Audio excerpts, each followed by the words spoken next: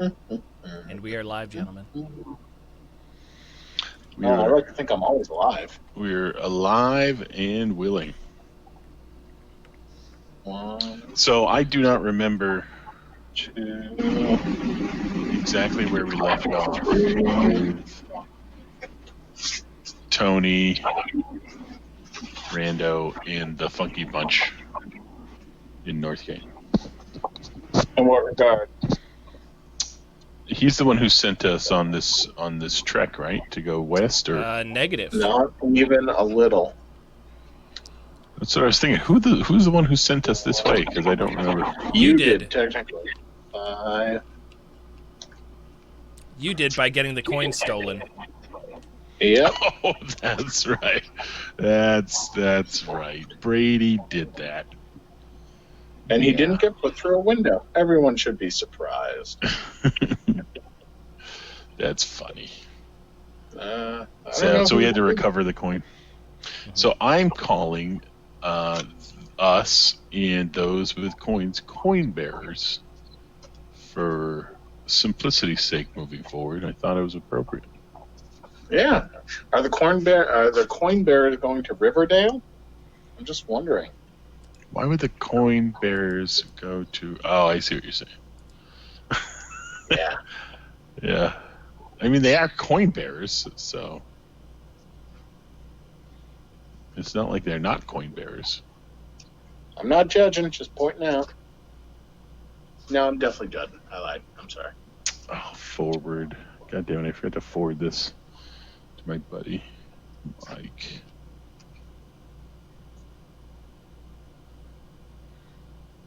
Michael? Sometimes it's like you're getting old. You forget things. Okay, close that. Close that silly thing. Close that. Need to keep Messenger open. Need to keep the adventure open. So we ended with having valiantly defeated a very worthy opponent. And then we were trekking back to somewhere. Where were we trekking? Well, we had to let the girl out of the chest. Someone made Yes, it to do. we definitely had to do that.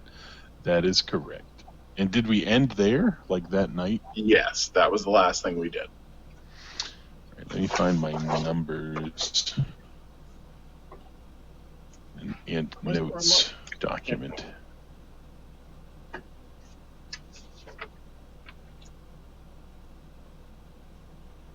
I should probably copy this. I'm calling this John's 4th session. You can call it anything you want. Just don't call it late for dinner. I don't think that's the quote. I mean, you can call it that. It's all up to you. You can go wrap yourself up in your big pillar.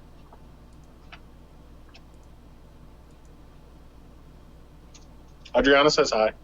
Hello, So, Adriana. Adriana. What up, what up? I bought her a massive pregnancy pillar. Pregnancy pillar? The thing's as big as me. It's crazy. That's not a very big pillar. That's a pretty. That's a pretty. Oh, pillow. You said pillar. I said, yeah, it sounded like pillar. Yeah, I definitely said pillar, but it's not a pillar. It's a pillow.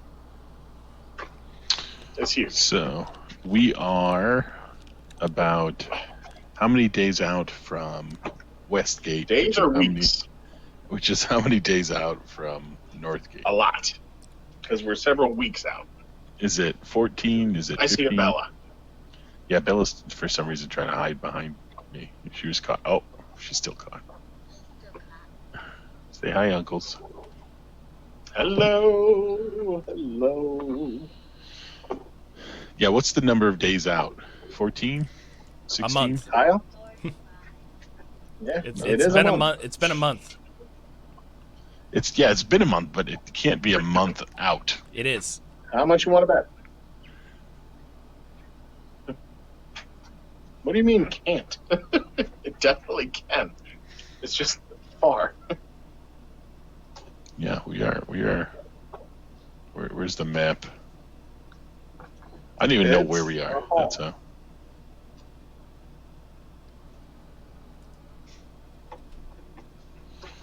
God, there's so many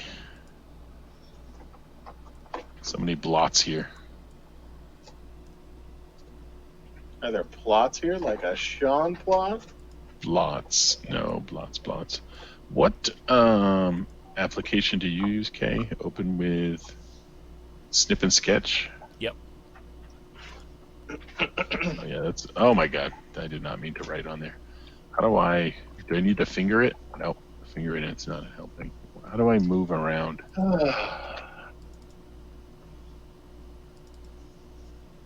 I don't want to write. I just want to move it. Move it. Oh, you just roll the mouse. Okay, got it. How do I go left and right, though? I can go up and down, but it doesn't tell me how to go left and right. Via Snip and Sketch? Yeah. No. Snip and Sketch is a desktop screen cap. You cannot use that for opening pictures. You open up the picture in something else, and then you take a screenshot of it in Snip and Sketch. Well, I did open it in Snip and Sketch so that I could draw on it. That was the goal. That is not the way that program is supposed to work. Hey, look, I show you. Well, I think I can show you. Share. Hi, guys. Where the hell's the Snip and Sketch? There we go. So, it says trying to use the finger. The finger didn't really do much. So we want to go here. Yeah, that's where we want to go back to. Where the hell are we now? Like we're way Keep going west. Keep going. No, we're not here. No, we're. Do you see the circle with the circle around it? This one. That is Westgate. This is Westgate. We're south of that. Yep. And we had to go through a forest, but I don't remember. Like that massive forest? Yeah. What point are we at right now? We're somewhere in that big group of trees south of the thing. We're somewhere here? Yes. Yeah. Are we like here? Could be. Yeah, I want us to go back here. Yeah, we this region. Part of the game was that at the end of my setting we made it back. Oh, Kyle, I was so envious. I thought you were just going to try to drink that with the cap on. It gets so close. No. I was watching it. Got pretty close to your mouth. No. I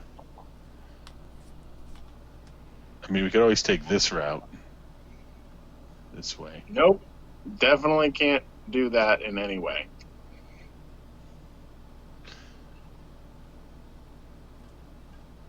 All right. So, let's assume that we're here. 1, 5, 6, 7, 8.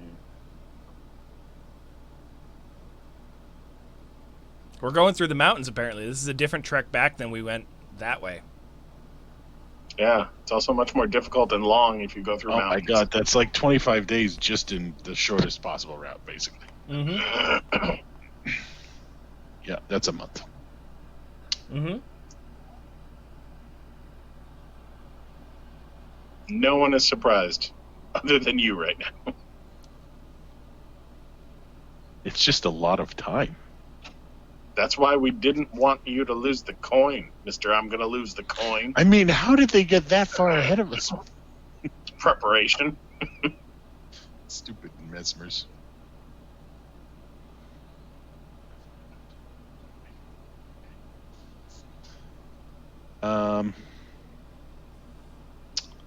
Well,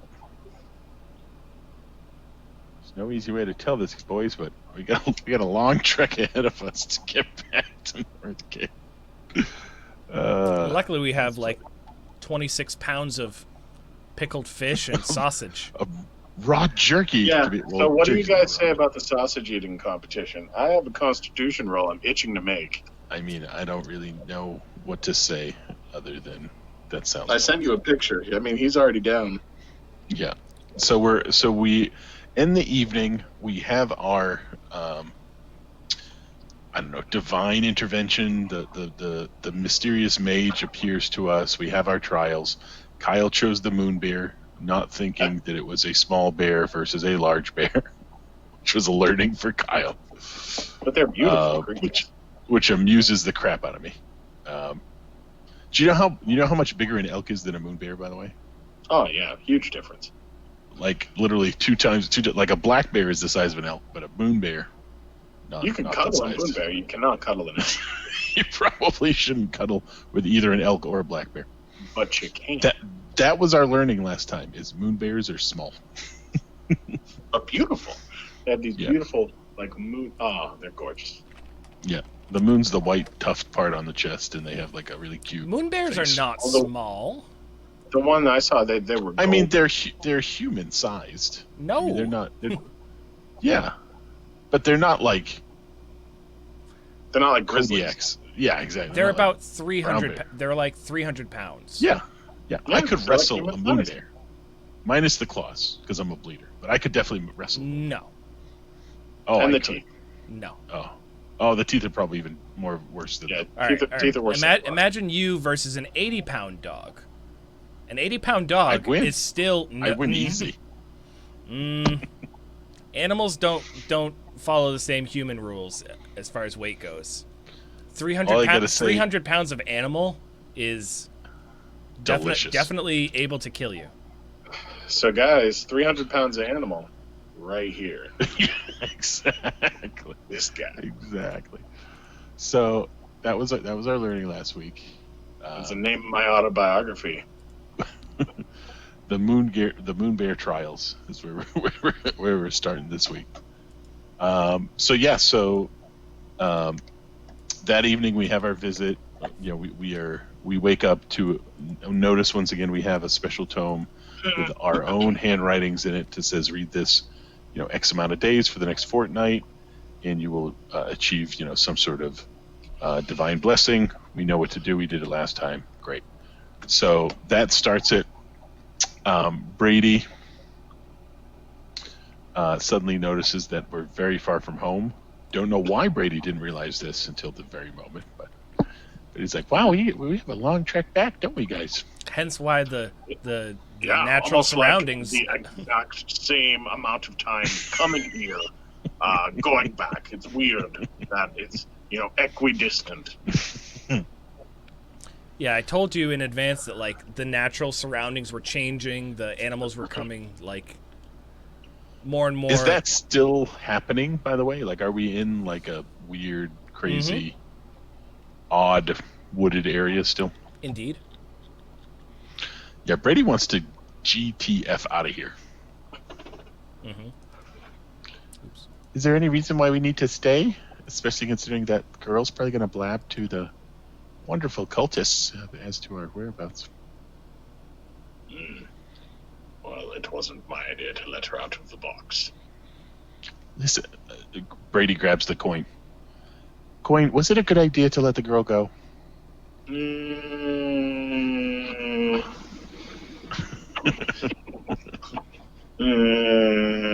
coin's not responding to me. Like, what does the coin do? No, the coin doesn't say probably not. You get a coin on that one. Probably not. Coin, was it the right thing to do? Maybe. Morally, coin. Maybe. The coin knows me. What does the coin say? It goes to bed. No, the coin can't go to bed. Screw this. No. I'm trying to prove a point to Carrick. So what does the coin say? No, coin went to bed, man. Can see it both ways. Carrick, the coin's not working. See, you broke the coin. Sausage. What? Coin, do we have enough time for the sausage eating thing that Carrick keeps talking about? Definitely blue. See, I guess it's not broken. You have a month. I mean, at some point.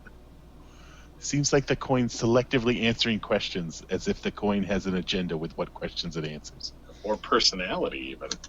I don't think the coin has it. Does the coin have a personality? That'd be weird. Have you asked it? Coin, do you have a personality? You getting offended blue. Like a blushing blue. It's like a soft blue. That's funny. I now have a whole deep or Brady has a new deep respect for the coin and what's behind the answers. This is not going to turn into the movie Her. Let's just move on.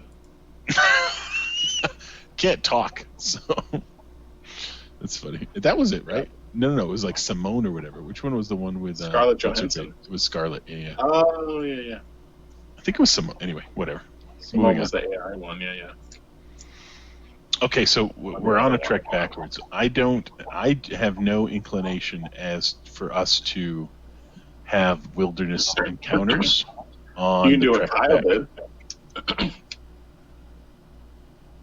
Unless there's a reason we have a wilderness encounter. I can't, based on what I know of our reputation, there is no overt reason why we would be pursued and or we could have random encounters, but I just don't feel like creating random encounters for a wilderness. John Mike remembers nothing about the setting is what we're learning. Yeah. And Kyle handled this all. Apparently JM just spaces out during long periods. This might have been a pillow situation. Because this happened while we were explaining that it's a month-long journey. Yeah. So what was said was it's a month-long journey. There's going to be random encounters and stuff like that. But because those are kind of boring and stupid, we're just going to skip to the important ones and just forget about the ones that aren't important. That is pretty much what was said. I took money from Justin's setting and said that the rewards we got from those random encounters equaled out to what I took away from his reward pool. And right.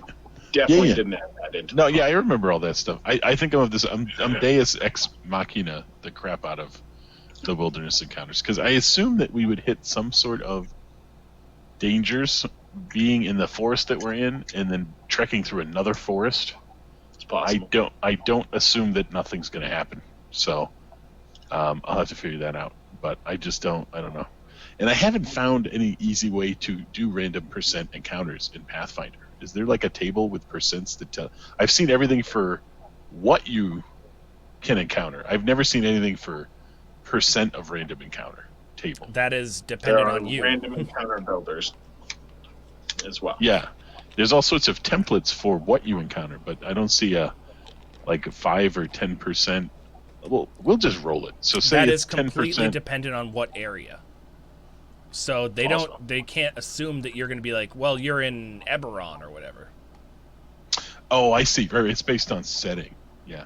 If you're going to give a percent, because you kind of created this forest, Kyle. If you're going to give a percent for forest, I just don't have a good feel for what would be a likely. It depends on how we're traveling. It depends on if we're going back the same way we came. Depends on if we're trying to be quiet. Depends on if we're trying to just, plow through it and get out as fast as possible. I think that we want to be a standard pace, return trek the way we came, because there's no real reason for us to explore that I know of right now.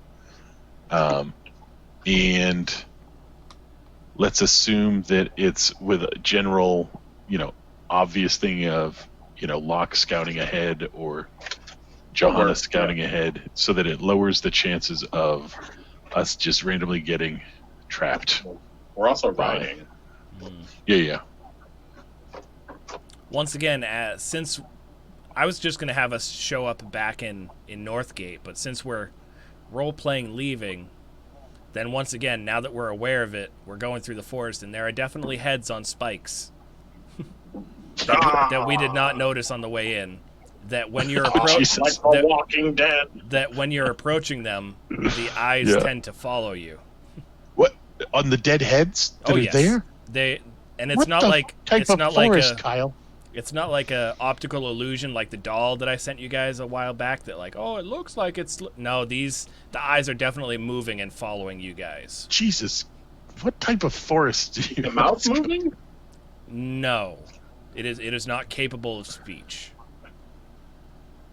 Lord Almighty! Let me bring up my sheet. A lot of them are just wide-eyed, just staring at you guys. Good times. I like this already. Whomever's closest to them. Now that you are on your way out. Should we take down the heads? Should we bury the heads? No, we should not touch the heads. So it's 4 days to get out of. Mr. Morality wants to leave the girl, the evil girl at the chest, but not to give the headless people a burial. Listen, It's they could be cursed. contradictory. There could be a hex on them. Don't touch the heads, Carrie. What does Brady always do? The I worst mean, I thing. obviously can detect. He can does the detect. worst thing every time. I can Like, definitely would you detect like magic a piece of on cheese that. or just stab yourself in the face. Brady will Yeah. stab his face in the face eating the cheese. Yep. Is it- There's definitely magic involved. Yeah, I would assume because it's animated. Even if it's subtly animated, it's still eyes shouldn't move on dead people. Just putting it out there. So I tell Carrick in a very nice diplomatic voice to not touch the cursed idols, and we should continue with caution. Definitely not an idol, definitely people's faces. It becomes an idol when you chop it off and put it on a stick. I'm just saying. Ugh. So we got 4 days to get out. What do you think would be a likely percent? Well, this is officially King. your chapter, because in my Yes. chapter we made it back perfectly fine. So if you don't want us to make it back perfectly So fine, zero. this would be Kyle your says zero. this is your percentage.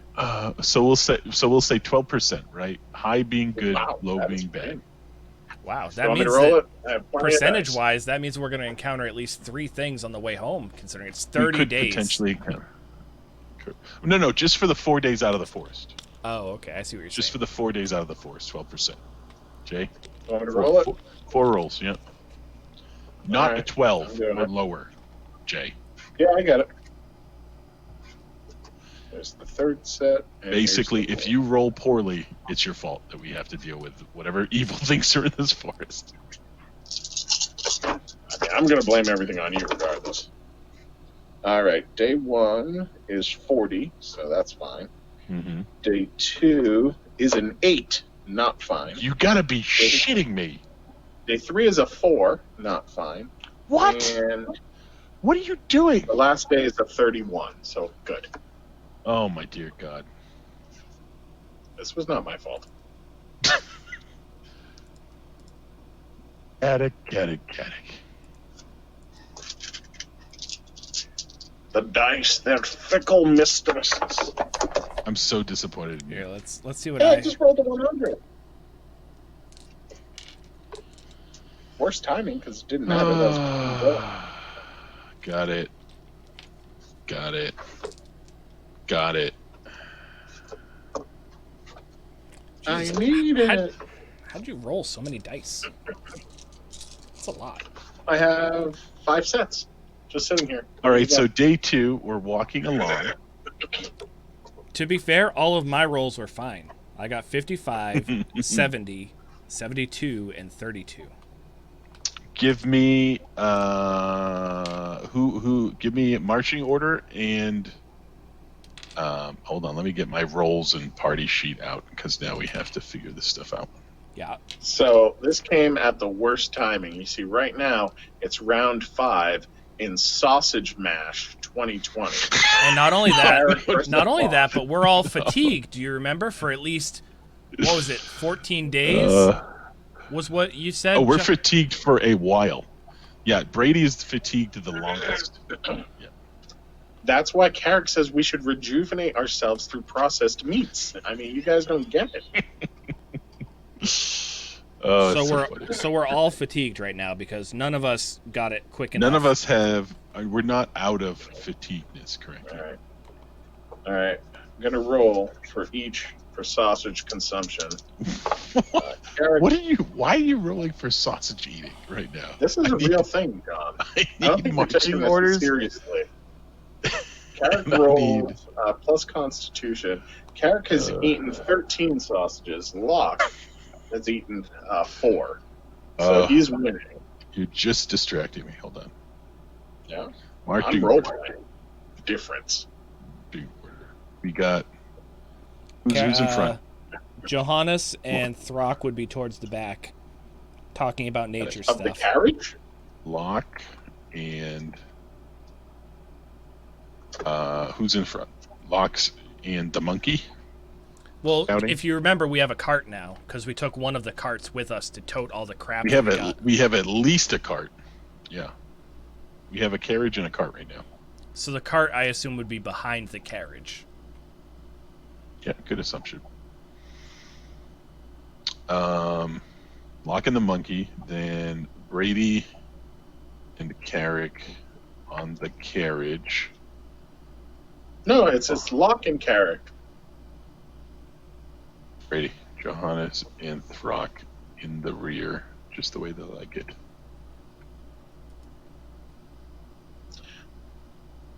And where's Gorga?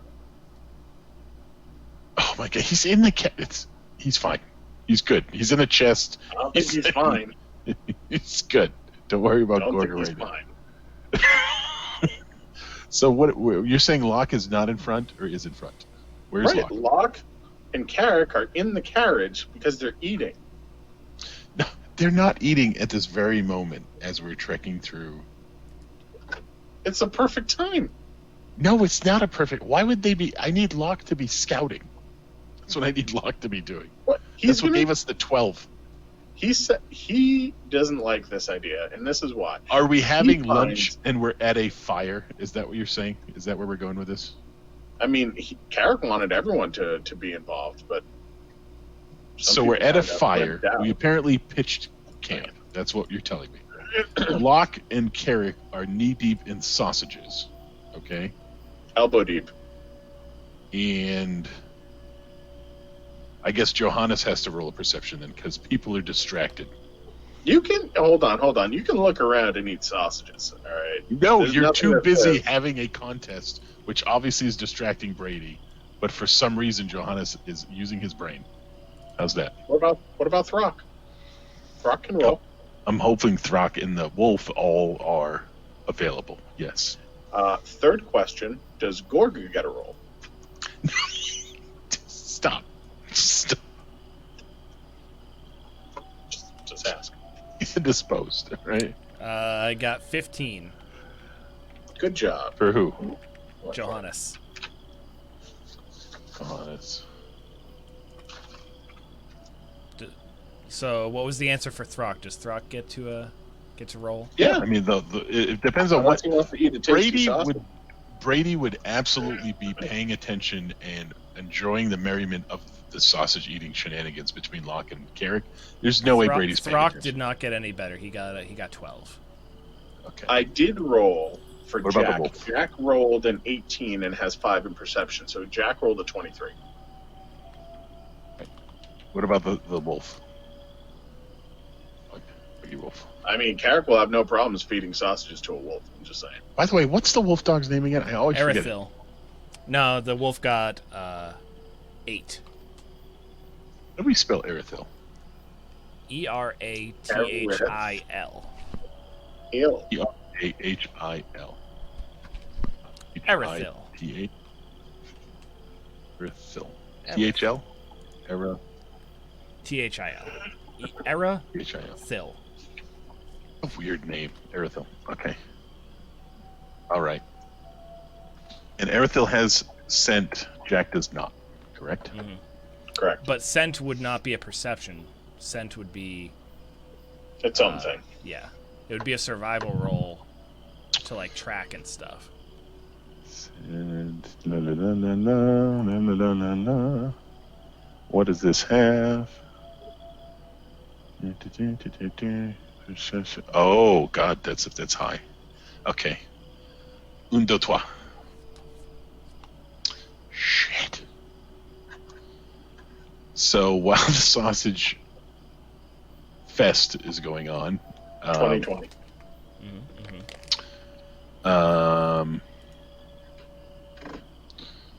We got that. Okay, so we got that. So who sees it? Jack.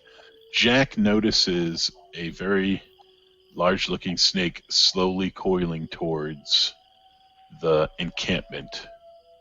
And you guys are at a campfire surrounding it, heating and eating sausages. For all intents and purposes, that's what we're doing. So. Mm-hmm.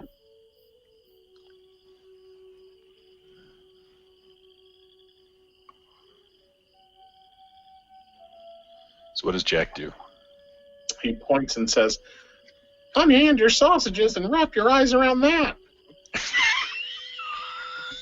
That's the best statement a 2-foot-tall monkey could make.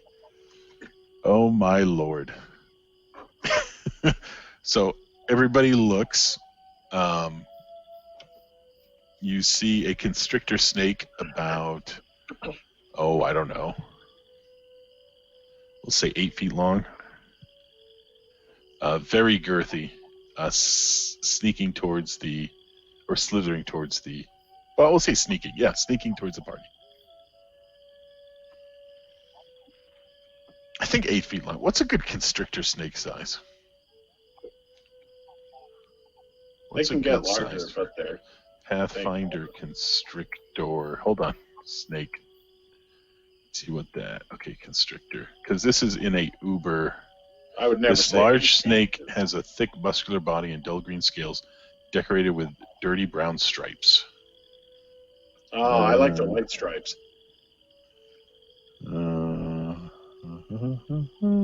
Shit. I mean, it could be anything from. What's the size of the creature? Oh, that's a good point. The size is medium. So yeah, 8 feet would be fine. Yeah. Well, maybe it's a python, right? So let me just look real quick. Could reach 23 feet and weigh 200 pounds. So not that. Something smaller, something bigger than 8, but smaller than 23 feet and 200 pounds. How's that? 9. Got it. It looks like a daunting constrictor snake. How's that? Doesn't look easy for a constrictor snake.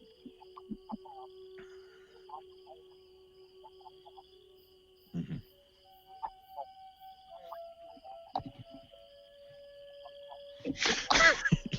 Yeah.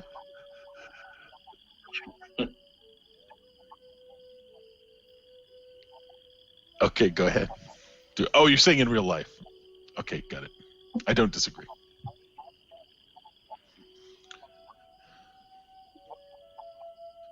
Yeah, I agree. We'll say it's a 12-foot long snake. That's 50%. I kind of want to stop role-playing and just arrange this event where I see my brother wrestle a bear and my other brother go against a snake. Yes. I would sell tickets. Oh my god! I mean, we would sell tickets. That would be a fantastic. Neither of you would win. Neither of you. I think we'd both be in trouble. Mostly because I'm a bleeder, and secondarily because I don't think Kyle knows how to wrestle. So I think those are the two things. Pretty sure the snake does, though. Yeah. No, the constrictor knows how to wrestle. Correct. Yeah. Yep. Things would go south mighty quick the minute you slapped it on its head. I'll put it that way. All right, guys. So what happens? Roll initiative. You got it. Is that what happens? You guys just ready for combat? Okay, good. So while you're rolling for initiative, 2 other snakes descend upon the party that were unnoticed. One swipes at Johannes, and the other swipes at we'll say Throck, just because you guys were the ones on the edge of the party. So, by the way, you are now fully surrounded by constrictor snakes. For flat-footed AC and Johannes, give me.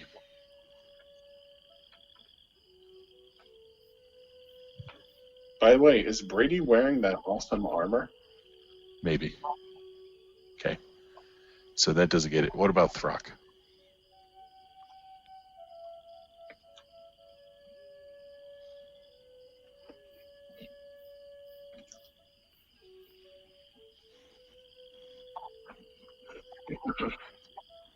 Okay, so Throck gets bitten on the side by a constrictor snake.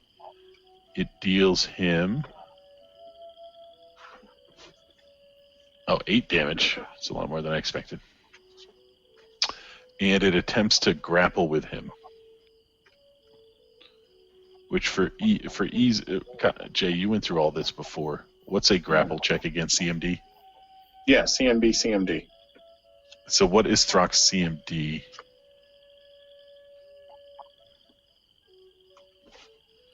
CMB plus no, it's not 17. That doesn't even make sense. Flat-footed? No. Yeah, that's crazy. He's really good at that. Anyway, he resists the grapple of the snake, which I'm just surprised at. I thought he would have. I thought He's good at that? Yeah, that's great. My scene. Carrick says 21. I thought Yeah. 17 was low. Yeah, no, mine sucks. Okay. Brady does not want to be grappling with a snake. I'll just put it that way. So I'm just impressed by Throck. So, all right, very good. So that was a surprise round. Please record the damage. And initiative rolls, gentlemen. Carrick has 14 total. Locke has 10.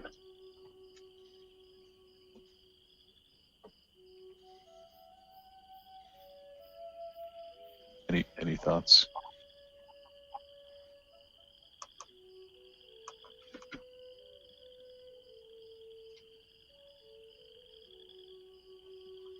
Yep. Wait. Oh, top of the order, Johns.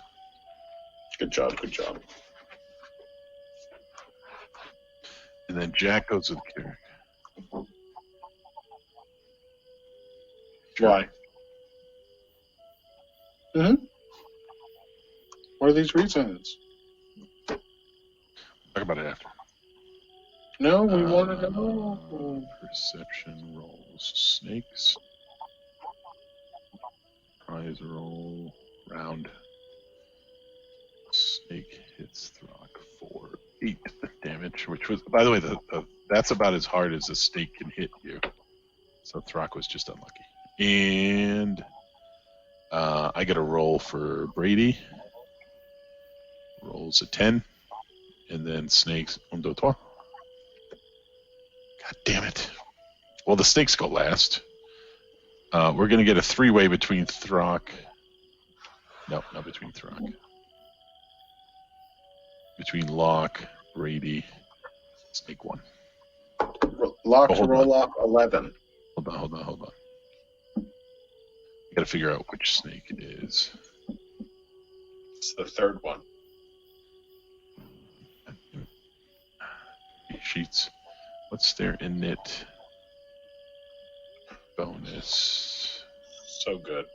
Oh, it is. It's +3. So actually, the snake goes first. Snake 1 here.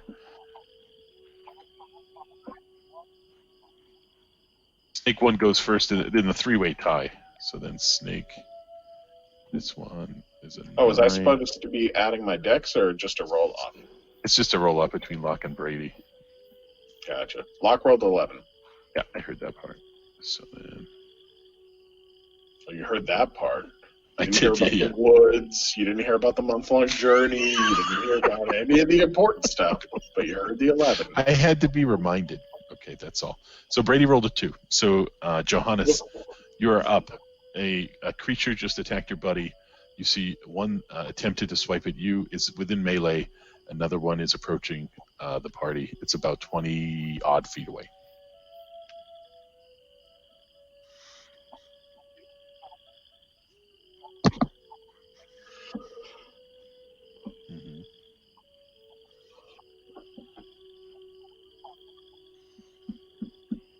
Okay. Well, it's Throck's next, so it's now Throck's turn.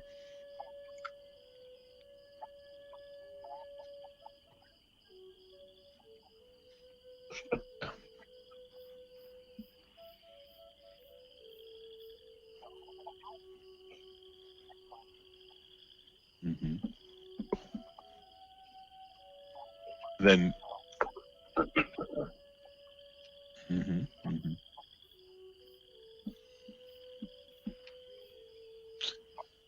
Remember, it's a 12-foot long snake, about 110 pounds. It likes to be called Judy.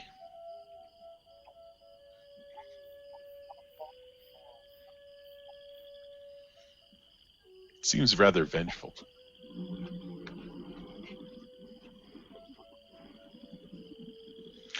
Snake 3, Judy.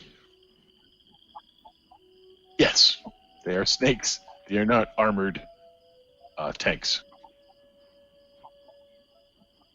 Mm-hmm. Potentially 2 hours at this thing.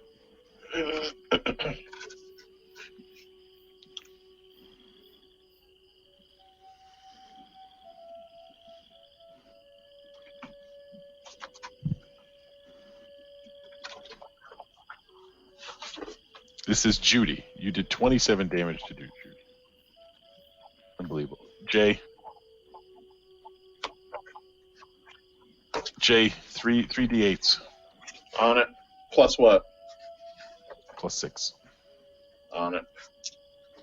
You want them all three or just one at a time? Yeah, all 3. Just give me the total.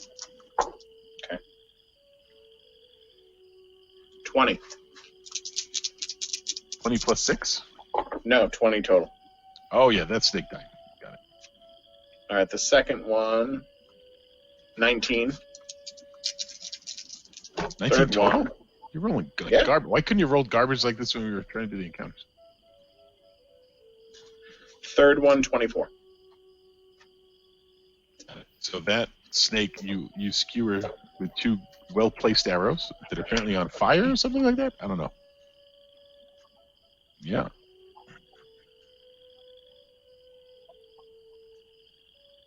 Okay. Yeah. That was more than what was required for Mr. Snake.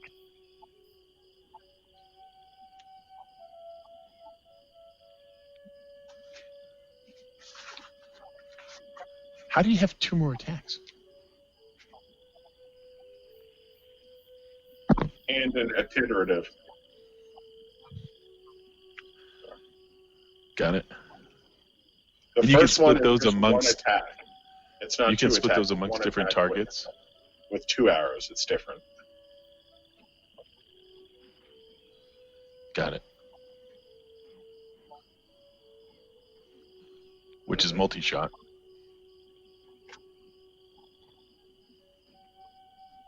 Right.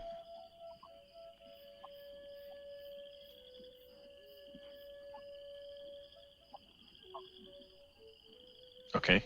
Which snake are you aiming at? The one that was at you. You killed the one that hit. You killed Judy. Now you're going for the one that swiped at you. Got it. Sorry.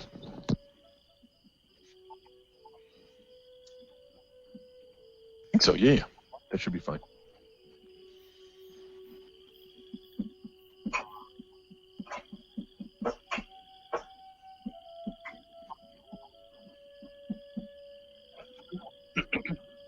Yeah.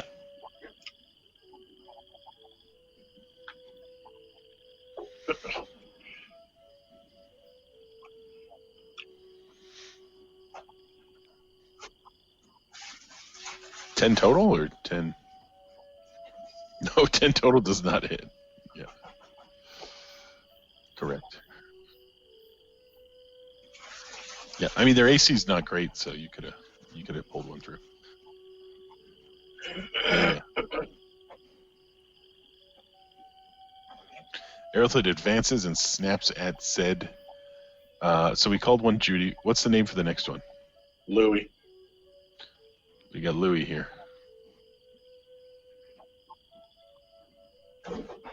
No, it does not.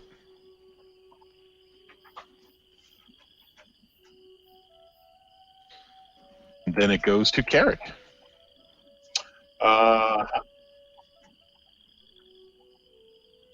It would not be flanking because you took a 5-foot step back, right? Yep, got it. All right, Carrick. How far is he from the business? Louis is 20-odd feet off, and then Huey, number 3, is 40 feet off. Okay. So if he takes a 5-foot step, he's within 15 feet of the snake, right? That yes, we'll say yes. Excellent. So that's what Johannes is, we'll say on the side of the snake, but the dog is also in melee. Could or could not be blocking you based on how the dog positioned. Okay. Well, he's going to take that 5-foot step and then use both his main attack and iterative attack to hit the snake with his lance.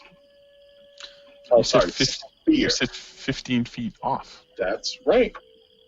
How can he hit him 15 feet off? Is he going to throw it? His feat, his newest feat, is called lunge, where he gets to add, he lunges across a square and adds reach of 5 to whatever weapon he's using. So his reach weapon is now reach 15, and his shield bash is reach 10. That's insane. That's crazy. Yep. That's why he took it. So he can still hit it with the lance, but not with his shield. Correct. That's crazy. Cool. He can hit with the shield anyone adjacent or one off. He can hit within 3 spaces with the spear. That's so cool. Mm-hmm. So if he's within 20, like you said, all he needs is the 5-foot step, and he can still attack twice. With the spear. Poke it 2 times. Spear. Yep. All right. Louis doesn't need too much poking, so go ahead. But he's going to do it anyway. Okay, he rolled a 20 to start.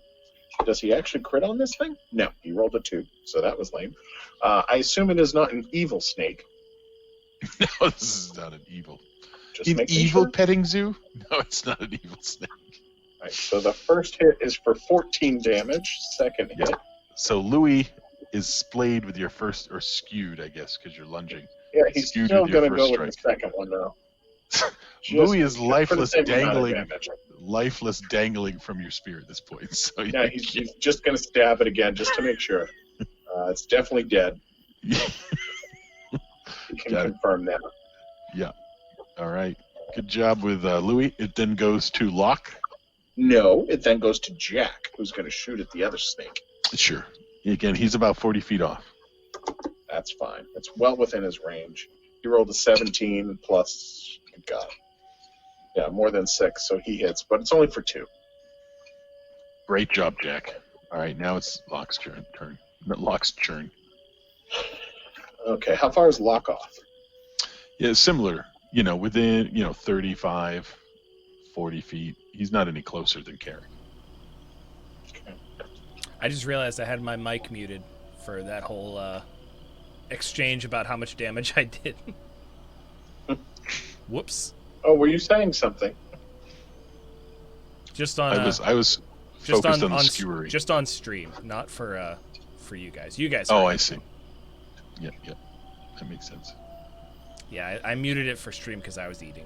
Oh shit! We gotta make sure that we're doing fatigue bonus. So I think we get -2 on everything because we're Oh, fatigued. yeah, well, it's definitely still dead. He rolled a natural 20. No. Yeah. I'm just saying we gotta remember that. Yeah.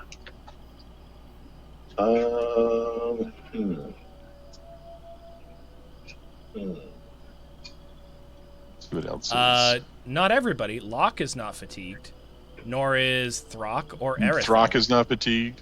Jack is not fatigued. It's only Brady, Carrick, and Johannes. Correct. That's That right. is a good secondary point. So Locke is going to move 20 feet and fire off with a short bow, which is not going to do much. So what can It's only we? a D4. What can we not do? So we can't run or charge, and we take a -2 penalty to strength and dex. 4 damage.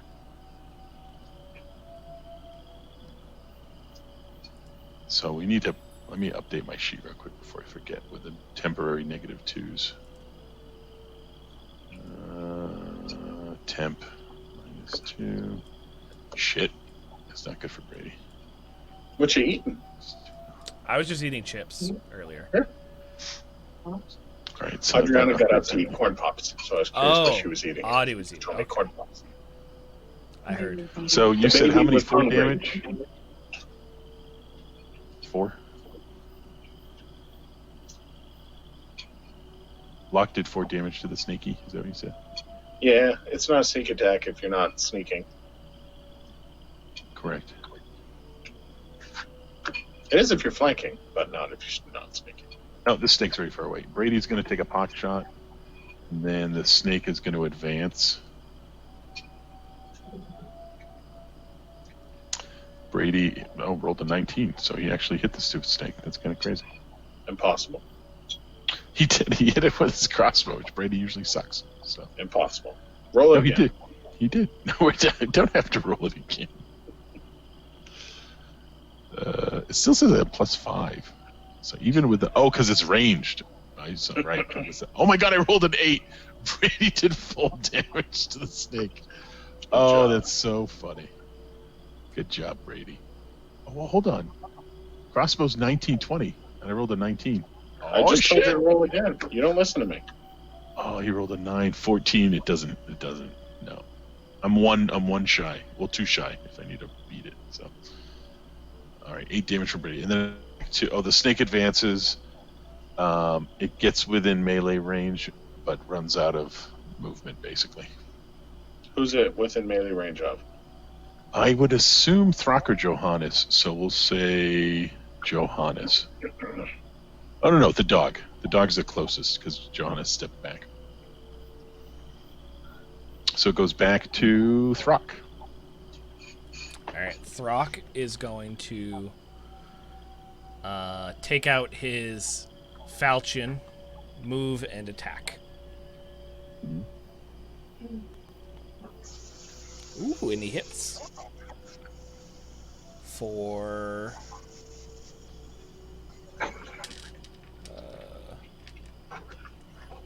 this would be... for 10 damage. So Throck successfully cuts down the last of our snakes, and we are able to return to our lovely sausage-eating shenanigans. I'm still winning. Doesn't take much to beat a halfling on a eating contest, Carrick. He said it was his second breakfast. It's his idea. I want 11sies. So there we go. So we can't run or charge. And make sure you do -2 to strength and dex. Okay? Mm-hmm. Now, do you remember for how long? Brady was like 2 weeks. Full on week. I think it was 13 days, right? Yeah, no, I had to roll you had so many failures. I had to roll a d12 and I got an 8. I remember that much. So Carrick was like 4 days? Was not that many days, but it was definitely more than 3. I think it was 4. Does Johannes remember? You had 1d4. I think you were 2. Ironically, Johannes did the best. So we'll say it was 3. So yeah, did the best, but chose the poorest. You did great. +3 to wisdom is a fantastic bonus. So don't not for me. I get +1 to everybody. 2 saves. You get to be so much wiser. It's only going to help you. Wisdom's important. Apparently, it's not if we're fatigued for a week. I'd much rather just ditch the book. Don't ditch the god plus. You cannot. If you take a boon from a god and throw it away, I can't imagine good thing. It's your god, by the way. Whatever god type thing is giving you a boon, you're insulting the thing that wants you to succeed. So that would be bad karma. I would assume that Brady would say, "Don't do that." By the way, just from a divine perspective, don't throw a gift horse. You're not even throwing the gift horse or looking at it in the mouth. You're taking it and you're throwing it the horse in the river, like Oregon Trail style. You're throwing all the animals in the river. So that's just my opinion, though. He can do what he wants with it. He can just not read it. He doesn't have to read it. So on to next day. Yep. We get some rest. Everybody should be back at full health. No reason to see concerns. Oh, man, I'm so full of sausage. Again, roll a d20 and a d4. Carrick. Give me the total. I'm adding them? That would be a total. Just add the 2 numbers together. Mm-hmm. 4. 4? Yeah, it was a really low roll. Why are you doing this to me, bro? I'm just doing what you told me. So everybody's asleep because it's like 4 a.m. When holy sweet Jesus.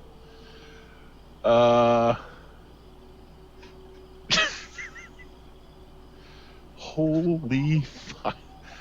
We always All right. do watches, though. We always do right. that. Who's on watch at 4 a.m?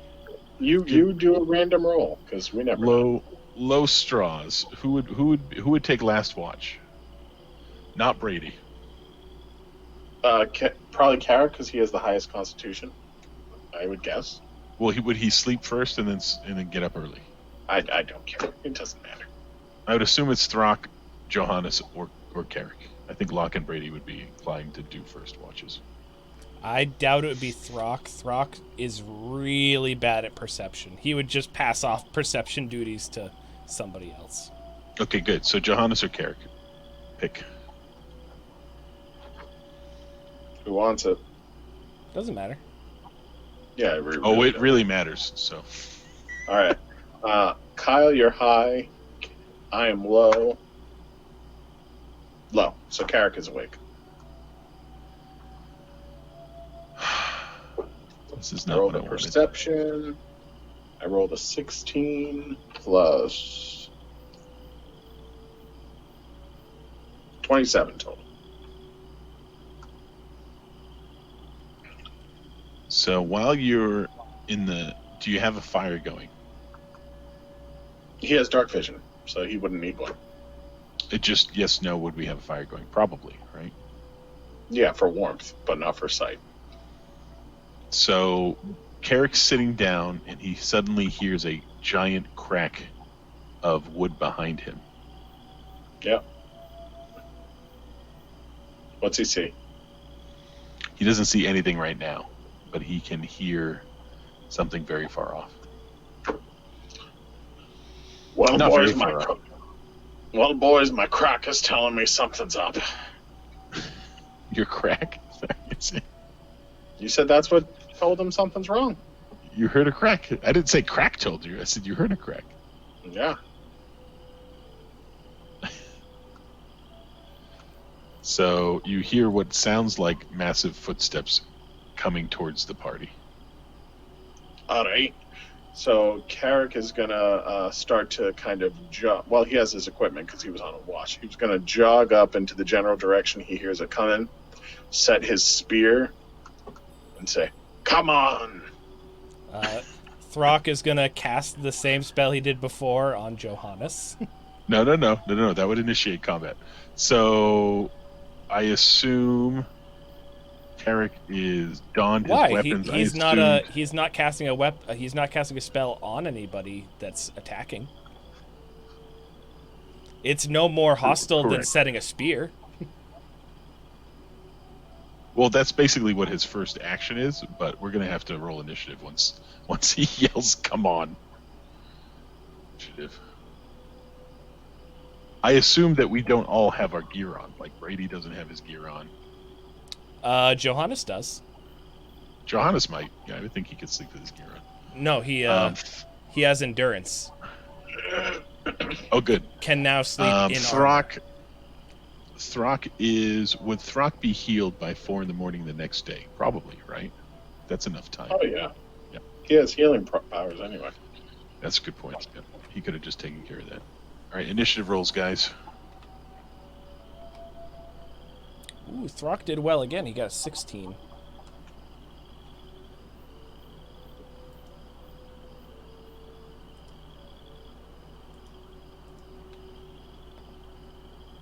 Johannes rolled a 1, so he has 5 total.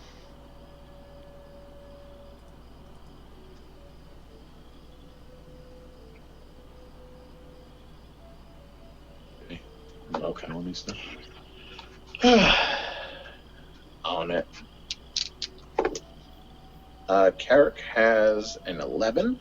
Locke rolled terrible for the second time in a row with a 6.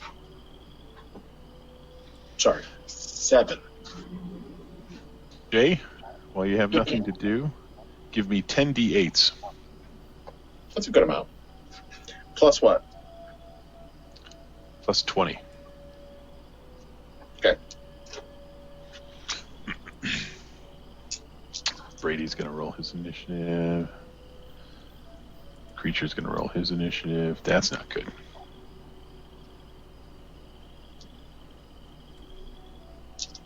Oh, there it is.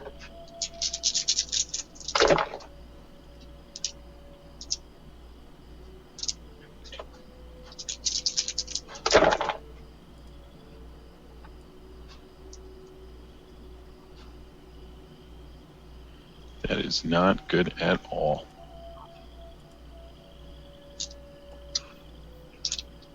$76. Oh, that's a healthy number there. I'm gonna have Kyle start doing the rolls. I just do what you tell me to do. All right, that's good. I think he is gonna go first. So you're gonna. -1. Oh, he doesn't go first. He's got a negative initiative. So his initiative would be there. Oh, actually, Brady gets to go first. That's great. That's not what I expected. Brady, the creature. Bach, Carrick. Oh, Johannes really is last. That sucks. He rolled a 1, so he should be. So Brady gets up, begins to don his gear and everything. I think. Can you do that all in one round, or does it take multi rounds to don his gear? Usually it takes multi rounds. What is he wearing? Give me a second. The chain shirt, So it's light armor. light shield. No, the shield doesn't matter. The shield you just put on, but it's the armor that Just matters. pick up. I got to shrug on my. I don't have any feats or anything for shrugging onto armor, so I would have to. I mean, it's not like I'm wholly unprepared to shrug on armor, but I definitely was sleeping.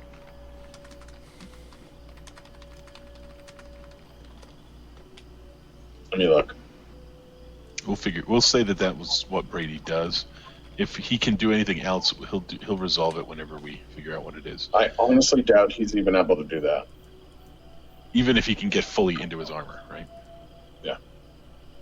So I thought they measure it in like minutes. Again, Carrick sets himself while you hear the steps quicken, and then a large, single-eyed humanoid erupts from the forest and swipes at our brave companion.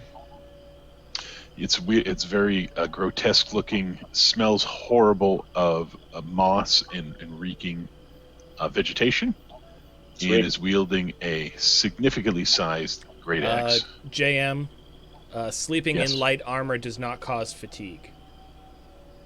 Oh, So, really? Well, that's yep. cool. So I can have my light armor on. That's sick. Light armor kicks ass. That's good. So if Brady can do something because he can sleep in his chain shirt, then he will aid the party. So Brady casts aid on everyone because we're going to need that. Just so you know. All right. So if Brady wants to just don regular armor, it takes a chain shirt. It takes a minute, a full minute. Wow, that's crazy. To don hastily is still 5 rounds. Wow. Yeah, sleeping in your armor makes sense then, doesn't it? If it's Yep. light, absolutely. So Carrick, you're Now, my question technically. is, the creature, did it charge Carrick? No, he did not charge. Fortunately, because that he was is kind of he was in the forest. He couldn't necessarily see everybody, so he just comes upon it and swipes at you with a very large great axe. Who is this, by the way? I missed out. It's a very large humanoid with a single eye. So what does that sound like? Okay. Wielding a great axe. Yep. That smells like moss and rotting vegetation. Now, never mind. So you're still flat-footed, my friend. I'm hoping for a low number. You have 8 on you, okay? So keep that in mind. I have what on me? Aid. I prayed you. Oh. We are aided. Mhm. Brady did.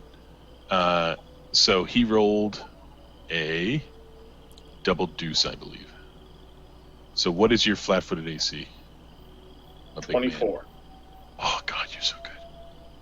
It's good news. But that's with armor. Oh wait, no. Since he's keeping watch, he would be wearing armor.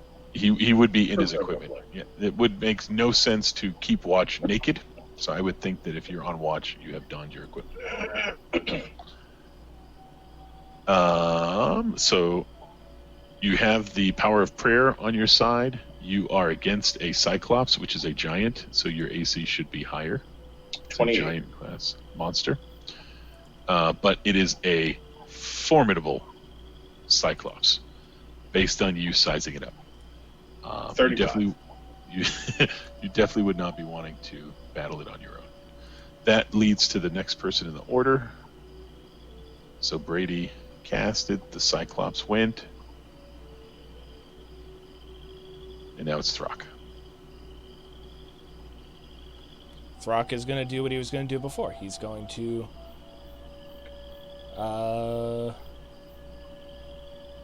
Crap. He can't put on armor. Carrick. No. He's going to cast a spell on Johannes. On Johannes. Oh, good. That's a good idea. Okay. He could throw a dart. He could, but this is going to... He's realized that casting this spell early on in a fight is the most beneficial in the long run. Beneficial. Yeah. So he's going to cast that spell and then move within range of the Cyclops. Melee range? He's going to get close. Like within 10 feet or like within 15 feet? It depends. How close is Carrick to the... Carrick is within melee, so within 10 feet. So Carrick's long spear and the great axe are kind of balancing each other. He's going to move halfway. He's not going to be in melee range, but he's going to get ready for something fun next turn. Got it. So we'll say 15 feet up. Yep. You know. All right. Carrick. Hey, buddy. You're within 10 feet of a very large Cyclops who is very imposing. Similar to the scenario that happened previously, except it was an undead Cyclops. This is a now real live boy Cyclops. So, very important question. Is the Cyclops evil? That I have to look up. I That don't changes a know. lot of things. It should say it in the encounter list. It should say it right next to what you rolled to... Cyclops. NE.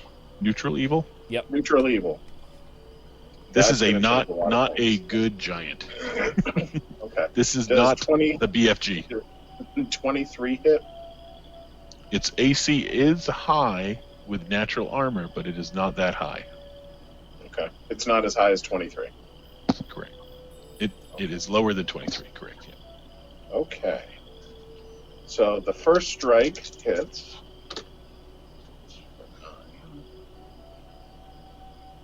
Remember, you're fatigued, so you got to take out the 2 to Dex and the 2 to Strength for everything. So 11. First attack hits for 20 damage. Okay. Second attack with the lance does 19 hit. No. No. Okay. And then with the shield. Okay, that was one higher than the lance, so the shield hits. The only thing that sucks is the shield does not have holy like the lance does. Mm-hmm. That's the only poopy thing. Remind me how full attack works, where the lance and shield combo. Why can you attack for both? Sure. Are you taking So, the penalties? Or no? He is. Yeah, it's 2-weapon fighting. It's Okay, just got like the ranger. Yeah. So he attacks twice with the lance, once with the shield. Because with 2-weapon fighting, it just grants you one extra attack at the very end. One with the offhand attack. Got it. Yes. Okay. So So it's you his have all those normal negatives strike. worked into it. It's just -2. It's not bad at all. Yeah. But the Only cool, in this instance where you tie ACs is annoying. right. The cool thing is with his stumbling bash. What does stumbling bash do again? Hold on. It's unlikely you can do that to a Cyclops. I'll just put it that way. No, it's just anytime he hits with the shield bash, it gets a stumbling bash. And he hit with the shield bash. So.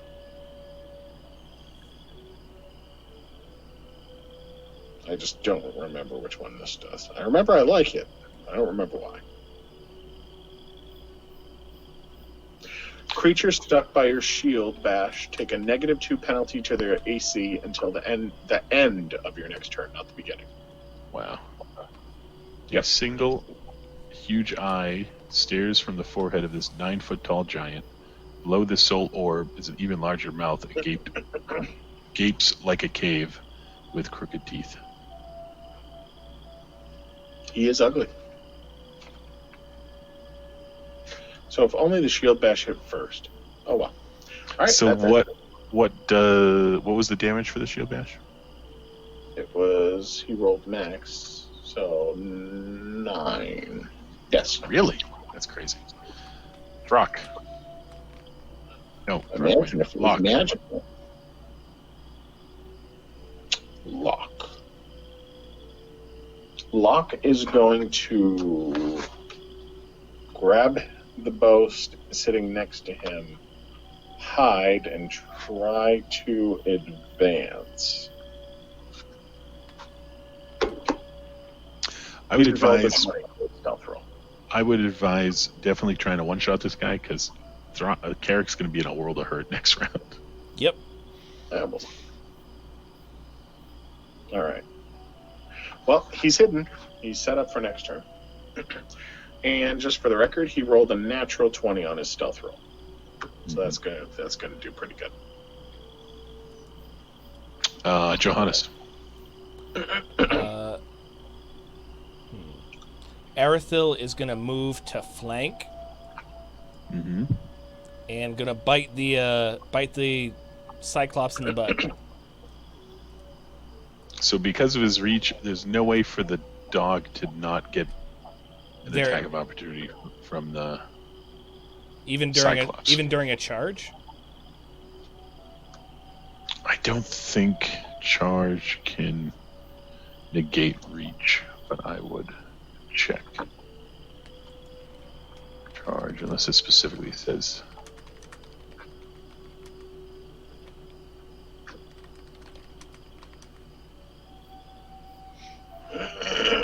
And I don't know if you'd be able to move in a straight line to hit him.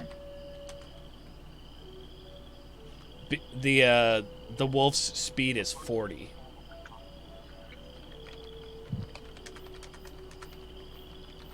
Yeah, if this move, it needs to be to the closest space. If this is occupied, you can't charge. And Carrick's the one in melee. It is a large creature, though, so it takes up multiple squares. You might be able to stand abreast, but you'd have to be closer, right? Because you don't have reach as the dog. Well, no one has reach except for... But he has negative AC. -2. So you would yeah, have he's to gonna have a readied action with a weapon with reach What do you mean? to negate a charge. No, I'm just thinking of, So does he get an attack of opportunity, right? So That's what I'm trying to look at. wait, an attack of opportunity? That's what I'm saying. Is that unless the opponent has a readied action with a weapon with reach or breach. Yeah, he's not doing that. Player's Handbook, page 141 on the chart says that charges do not provoke attacks of opportunity. That's great. That's probably the best move the dog could do that. So yeah, let's go So with that. That's in order super to smart. do that, the wolf is going to make a 7 or a backwards 7. It's going to move off to a side and charge it from the side. Does that make any sense? You can't do a 5-foot step with a charge, and it can only be in a straight line. So we'll assume that there's a straight line next to Carrick for you to. It's a large creature, so that's not. It's super big, yeah. So you can be side by side with Carrick. You don't have to move. You can't move diagonal or anything. It's got to be straight.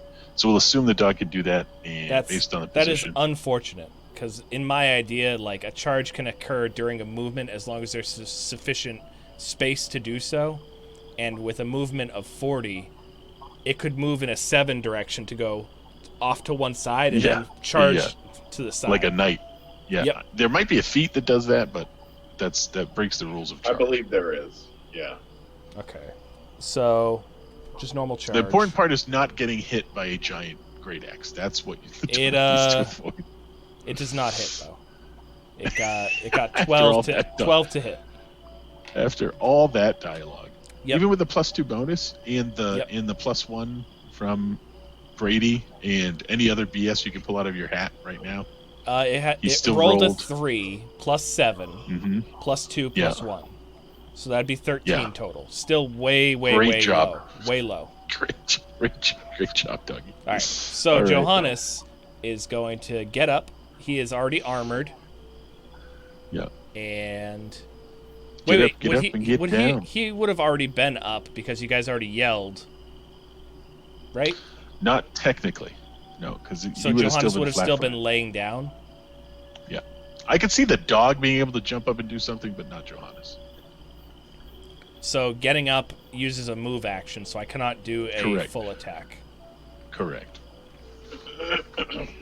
But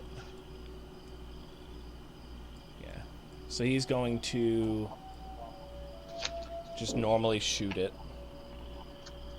And definitely hits. Just normally shoot it. Yep. Just normally shoot the crap out of it. For so I don't have composite 2s because I'm fatigued, which means I actually have some pretty heavy negatives. So here's what really sucks, by the way, being fatigued. So if I have -2 to strength, that drops my strength modifier lower, which means that I'm using my composite bow. Yeah, you're messed. Yeah, I agree. So that's already -2. I think, is it -2 or -4 for using It's a bow? bad. And then also it minus my dex, which also removes my ability to hit. Yeah, not a great scenario. It's real bad. But anyway, I deal. Let me see. Note to self: you should have another bow available. I do. I have one, but it's not out. yeah. Let me see.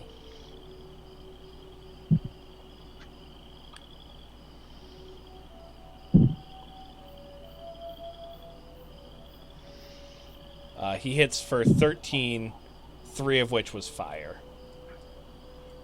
Cool. Yep, that's it. End of turn.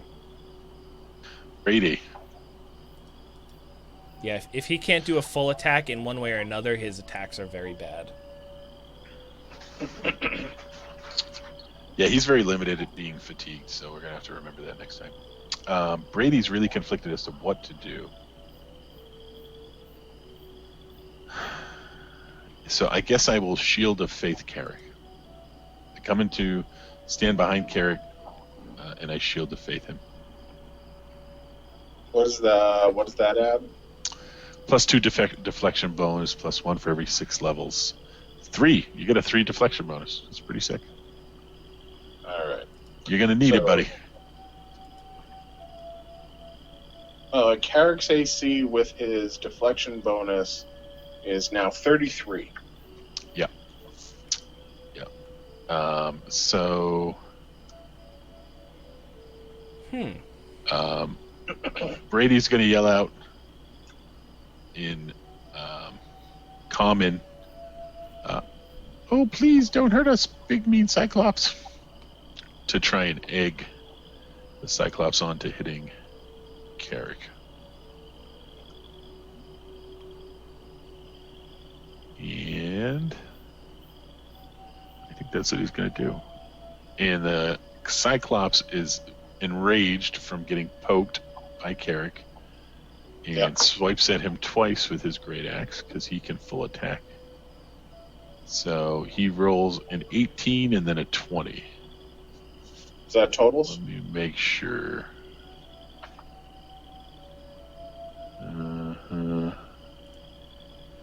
Reach of 10. Low light vision. Great axe.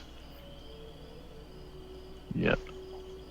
18 and then it's not even 20, it's like 15.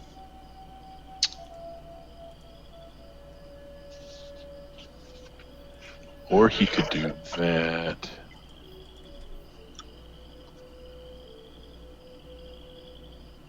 I don't know if he'd do that right now. I think he would still try and swipe at you guys.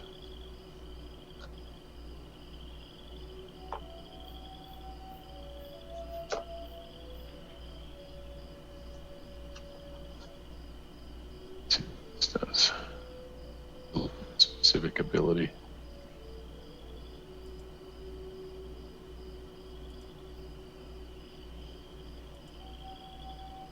What are you doing, Jam?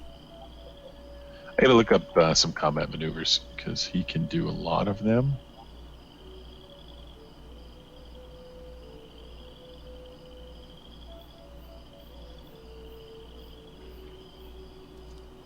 The only issue is combat maneuvers, for the most part, don't deal damage.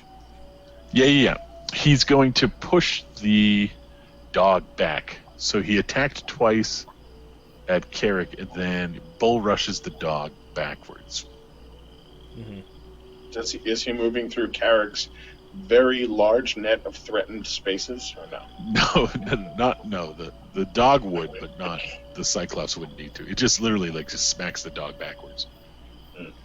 So he doesn't step up. No, he doesn't need to. No, he just literally, because the dog's in melee. You suddenly see him push the dog away, and he's certainly strong enough to do that. I'm trying to see if the attack is successful, your target is pushed back 5 feet. Okay, so I just roll. But it's against your CMD. So what's the dog's CMD?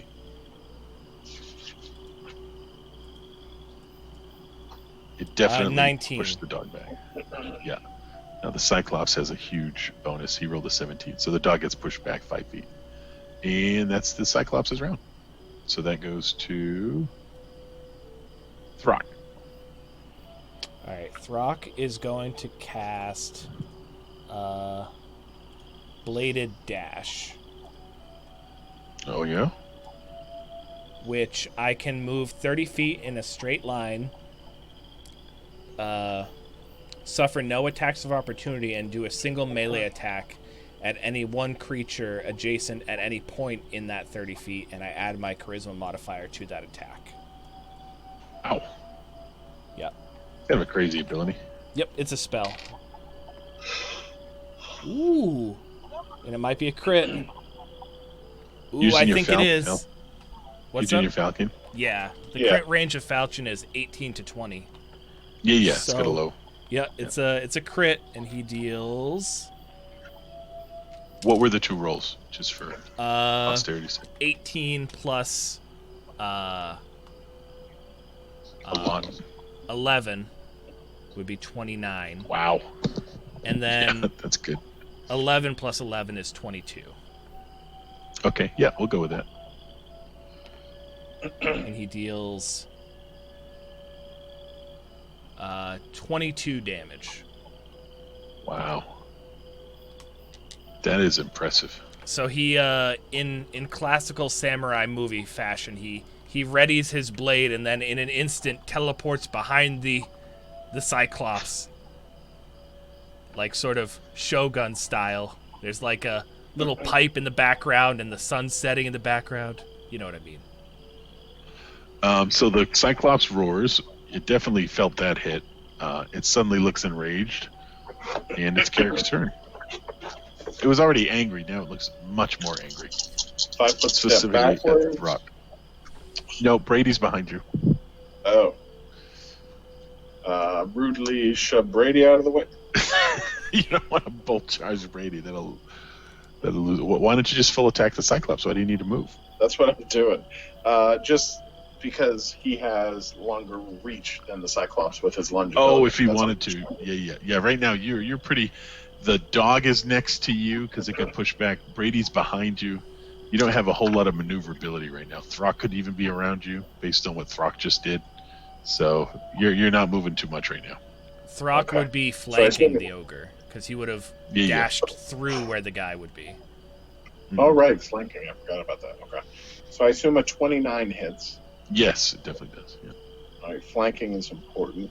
Does, in that case, does a 23 hit as well? Yeah. He hits with all three.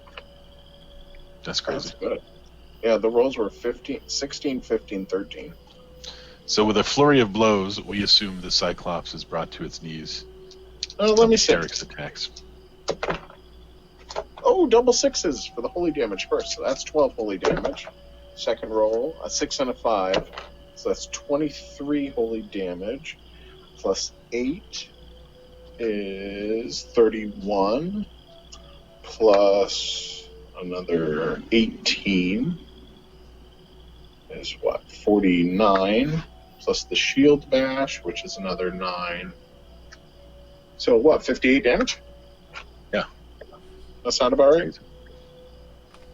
And the Cyclops slowly slumps towards the ground with a vicious hit from multiple long spears. It was a Or one long spear, not very vicious hit. It was a holy hit. So it was a like average hit that just so happened to have a lot of holy punch behind it. Yeah. We'll qualify that. That's what, in fact, that's what Johanna says. Is, oh, the holy did most of the work for you. Yeah. Are you even awake? Like, what are you even doing? You've stood up. He's singed because of me. He got singed. Brady goes, I don't know if it's necessarily safe in this forest here. Thank you. So you definitely took it easy on us, because there's something that the Cyclops should have done that you did not do. Oh shit, you're right. He did it on the bull rush. We'll just say he did it on the bull rush to make sure that he could push the dog back. Okay. I have not looked up a Cyclops. Yeah, that's stupid. I should have remembered that. One of his attacks should have been at least a potential critical. Successful. Yeah. Let's just assume. So I'll roll it just to assume. So he rolled a 17, then a 2. Well, we'll say, not a 17. He can change a dice roll, basically. So he rolled a crit threat range hit, and then a 2. Even if he has he has plus 11. So Carrick's AC is so high because of the Brady shenanigans that he might even have been able to shrug off a max rolled attack from the Cyclops. And it has a lot to do with, Shield of Faith and getting prayer put on him and his natural affinity to fighting giants. Yeah, giant training. Yeah, it's just there's a lot of things going in Carrick's favor. Brady also has some of those bonuses, but again, he's nothing like Carrick. So anyway, so we'll assume that even with that ability, the results are still obviously the same. No real net difference other than maybe Carrick got a hit. Just so you know, roll 3, just as a hypothetical, roll 3 d6s. On it.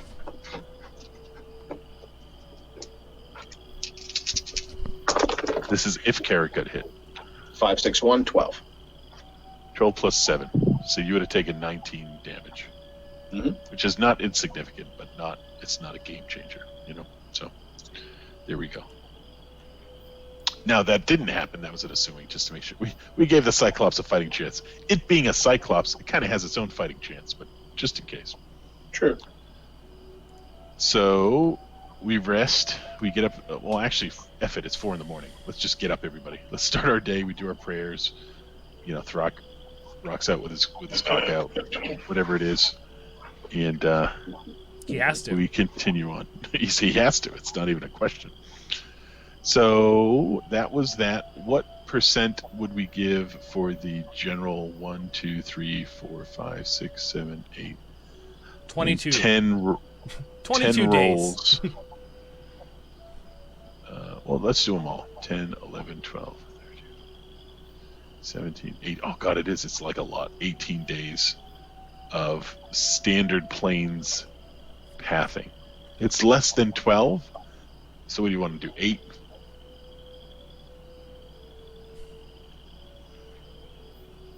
You want to roll 16 8s? What do you mean 16 8s?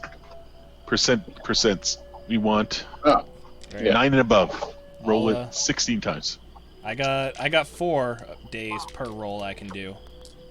I have 5. So let's just do 4 and 4. We each roll twice. Easy peasy. Yeah, exactly. Do it that way. Kyle can lead if he'd like. 8 and below. 75. Not a- I got 84, 21, and 87. Good. All right. Do it Big again. ol' hands that die. 66. 100. That was lucky. Wow. 60. What a waste. 40. 23. Do I have to roll again? Back to Kyle. Yeah. Yep. Do it again. We're just gonna get it all done now. I got 31. Oh, I got a 4. God damn I got a it. 94 and a 68. I rolled another 100. All right. 100. That's insane. 17. That was close. 85. Oh, a 9. So that's 1. No, wait. No, No. you said 9. 8. Okay. Yeah, Nate. all right. Yeah. You just made it. And 36. Yeah, so it's just the one from Kyle. Yeah, it was my green dice. My new set of green dice. Betrayers.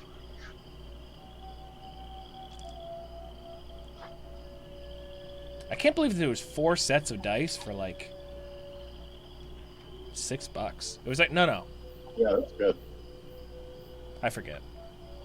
I think it's 3 sets. Yeah, 3 sets for like $6, but there was 2 more that I gave away.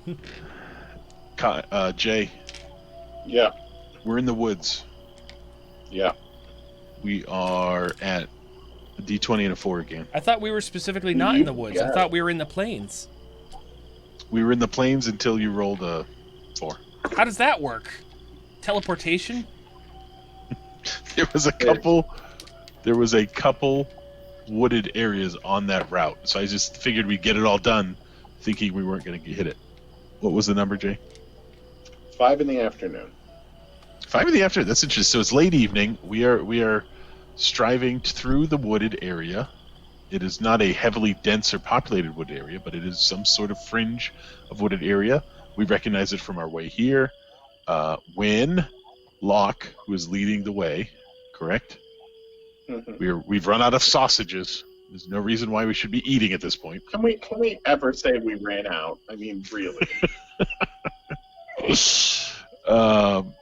Locke notices something in the distance.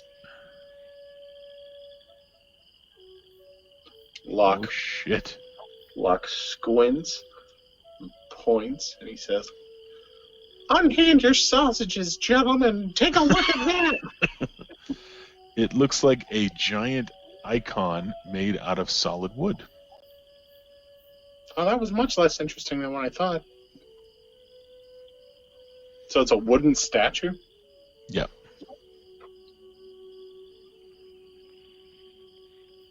You're about 60 feet away from it. Is it moving? No, it's just...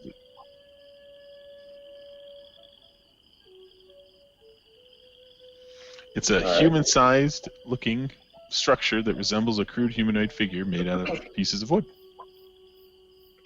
Okay, then. Well, there we go. No, it's... Nope. Not evil.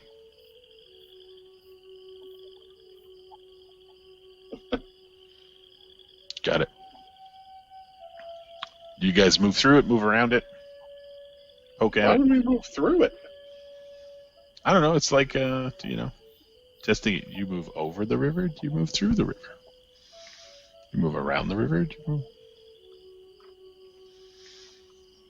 Carrick is going to eye the thing because he has a nature for constructs.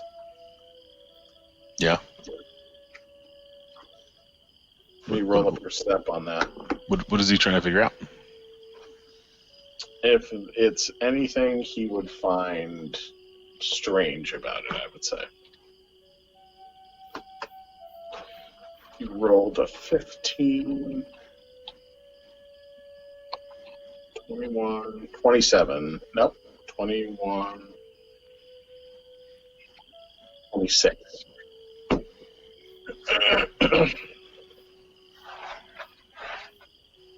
What is he trying to figure out? I said perception. If there's anything that appears strange about it, because it's just in a weird location. He wouldn't. Yeah. Carrick is definitely has a bad feeling because it looks like it is a automaton versus just a general wooden icon. All right, so he's gonna approach it, weapons drawn, because he doesn't like it. Mm-hmm.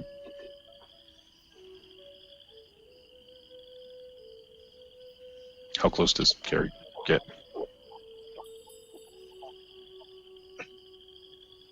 Good call. And Carrick spits back over his shoulder. I don't like leaving things behind me. What happens if it whumps us when it passes? How close does how close does Carrie get? 15 feet. Oh, you're within 15 feet.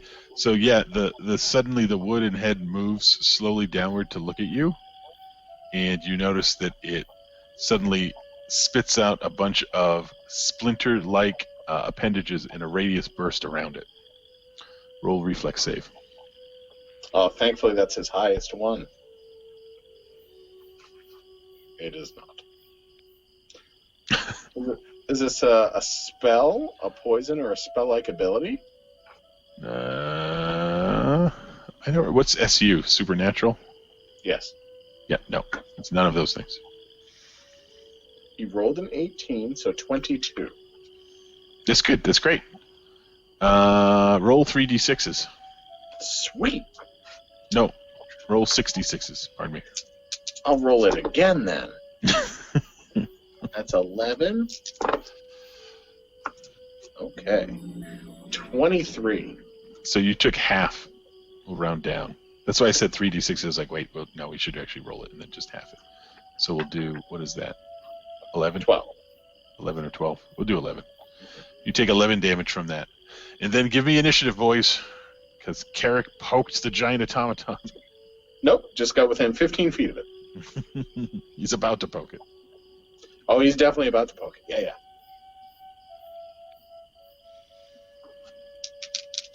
Yeah.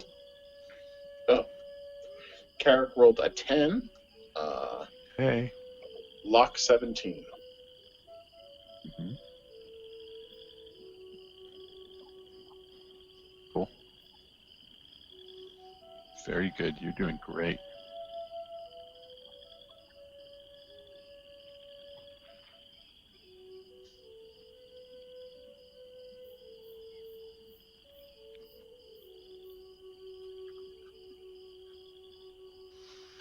It's the longest possible road back to home. Yes, it goes on and on, my friends.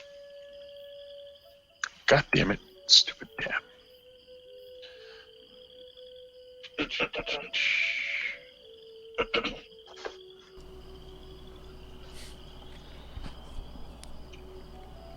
Woodgolem has +3. Brady has +2, I think. Brady is a 1. The thing is a 19, so I think it's going first. That's not good news. Brady's going last.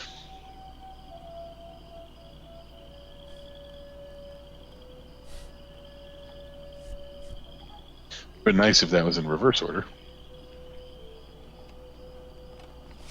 So +3 is 19. It advances slowly on Carrick. He's got a walloping. And it... Does it have to move through one of my large threatened areas to get within range of me? Yeah, it probably does. It is a... Oh, no, it's a medium construct. I thought it would be a large construct. It's medium, but it's a construct, so it's hardy. You know it's hardy. Mm-hmm.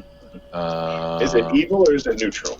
No, it's not evil. No. Yeah, that's the first thing Throck said was, it's not evil. 8. Give me 8 d10s, Jay. Okay. Well, he wallops it for 12. That's For good. moving through his threatened square. But what was the roll? 8 d10s. 8 d10s. Yep. That's a lot.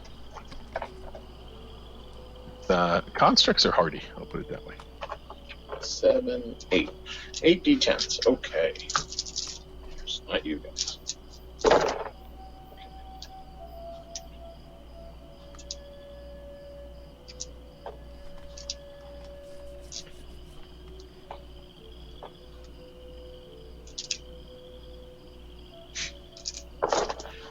$55.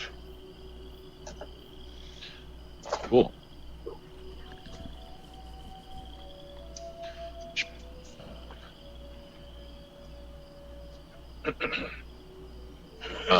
It is a formidable attacker.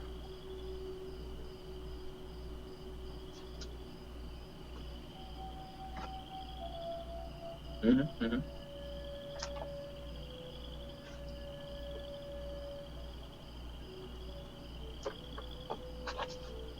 Roll a d4. 4. Okay, that was good.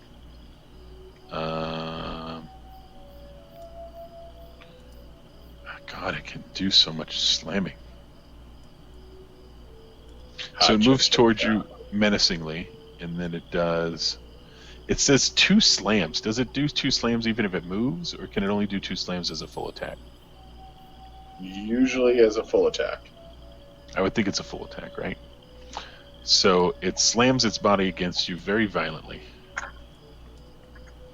What's your flat-footed AC? 24.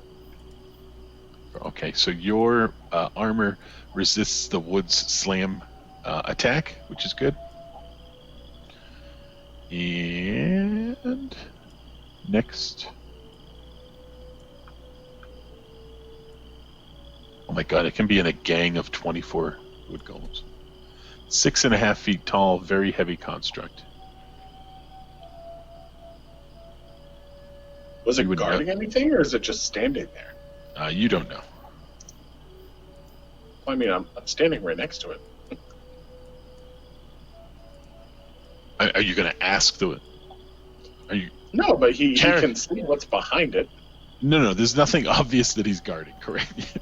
Hey, wood golem, are you guarding anything? Yeah. That's a good question. You should answer Brady. First good thing he's asked in like a week. Locke's turn. Oh, shit. The wood golem has a DR of 5, which I forgot. So you did 12 damage. What does a DR of 5 give you? Like 3? Oh, no, 7. 5. Yeah, take so 5 that off. takes so you did 7 damage. Okay, go ahead, Locke. So as Locke walked by this guy, and then suddenly it came to life, he's going to turn around and charge it and be on the opposite side as Carrick, because now he's flanking. And flanking is good for Locke. Mm-hmm. And unless the wood golem specifically says it cannot be snuck attack, then it's going to be snuck attack, because it still applies to undead and constructs. Okay, I don't know anything about constructs, so... No, it literally, if you're reading it, it would say it cannot be snuck attack, because sneak attack changed.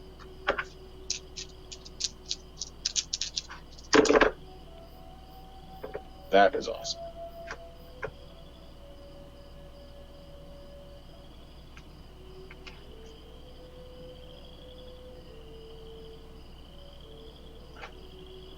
$23.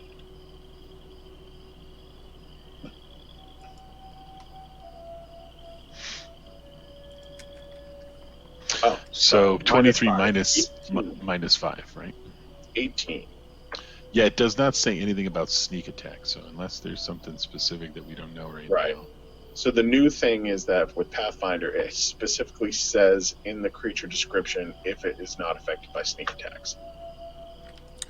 Yeah, the things that are immune are things that are formless, such as elementals and oozes, or incorporeal. Shadows, and yeah, exactly. So something that doesn't quite exist on this plane can't be sneak attacked.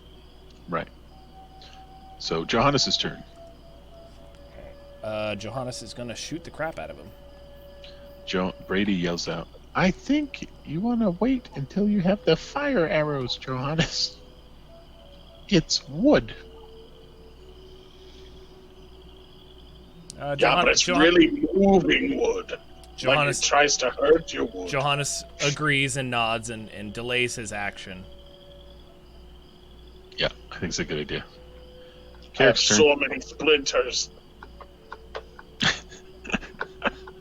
You do. You got splintered the crap. You got that crap splintered out. You got 23 damage of splintering. Luckily, you moved out of the way to some of that.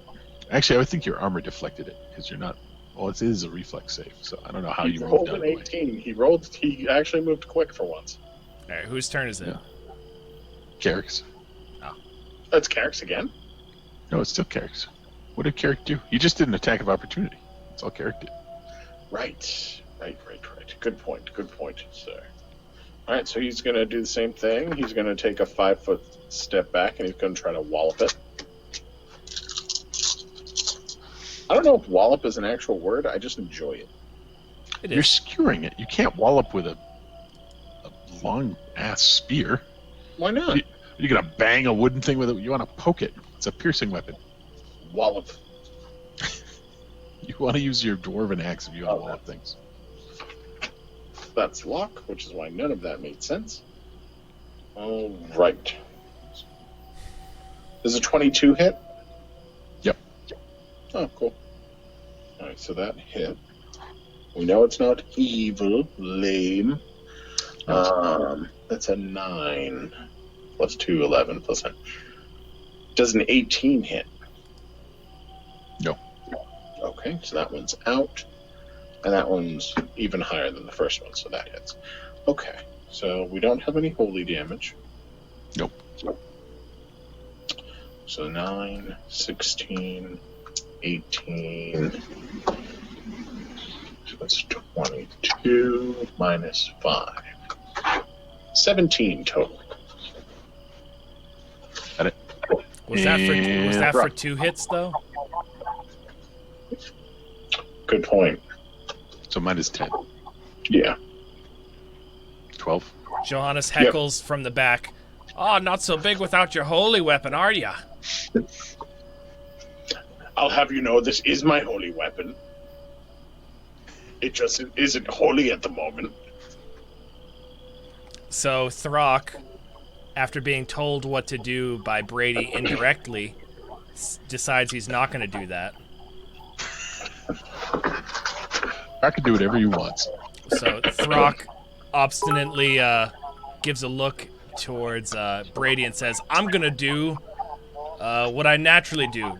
Break puny things. Oh, thank you, Quinn. Quinn's throwing biddies at us in the middle of combat. What's happening? Quinn is throwing biddies at us. Biddies are like currency. It's money. Thanks for the biddies, Nice. Quinn. Alright. So... I hope they weren't bitties. No, it was a lot of biddies. Thank you. So... Was it We itty killed bitty? 3 biddies the last time we played. Nice. We straight up murked 3 biddies. Does 18 hit? Nope. Nope. That's the same one. Oh wait, no. Does Throck's 20 hit? Yes. Yeah, because of the flanking. Because Locke is flanking him. Should be. That's All right. right. He's So doing he deals 7 plus 4 is 11 minus 5, right? So that's 6. Yeah. Got it. And Carrick says, I appreciate you for everything you do.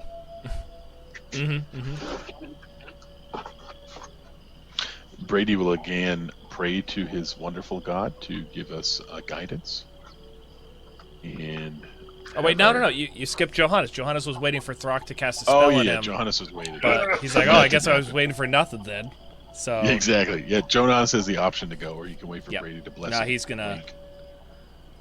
he's gonna go because he was waiting until Throck to act. Yeah. He wouldn't know what you would do ahead of time, so he's gonna roll. I mean, there's 2 things I do. I bless you people, and I detect magic. So if one of those things is going to help Johannes, heads up, you know. All right. So since I'm still fatigued, my bonuses are. Are you still fatigued? We rolled like 30 days. You should not be. Oh wait, fatigued. yeah, you're right. You're You're not right. You're right. fatigued. You're right. Cool. This is like on day 20 this happened. So. Okay, cool. So. And if that much time had passed by, unless you're like Johannes and ignored reading your book for 20 days, we all have our books have resolved. As a heads up. Cool. All right. So. Changes things, doesn't it? 26 for the first one. which means That's that good. 2 arrows hit. So that is... Oops. So DR applies to them each individually, though. Yeah. Correct. So that is 11. So that took 6 damage and 5 damage on the second one. That's after DR. All right. So 11 So total. 6 and 5. Second arrow.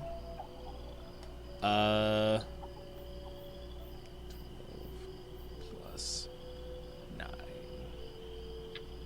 11. That'd be 23. I assume that hits. Mm-hmm. For 11 damage. Minus 5 would be 6 damage. And this one's probably going to miss, but I'll roll anyway.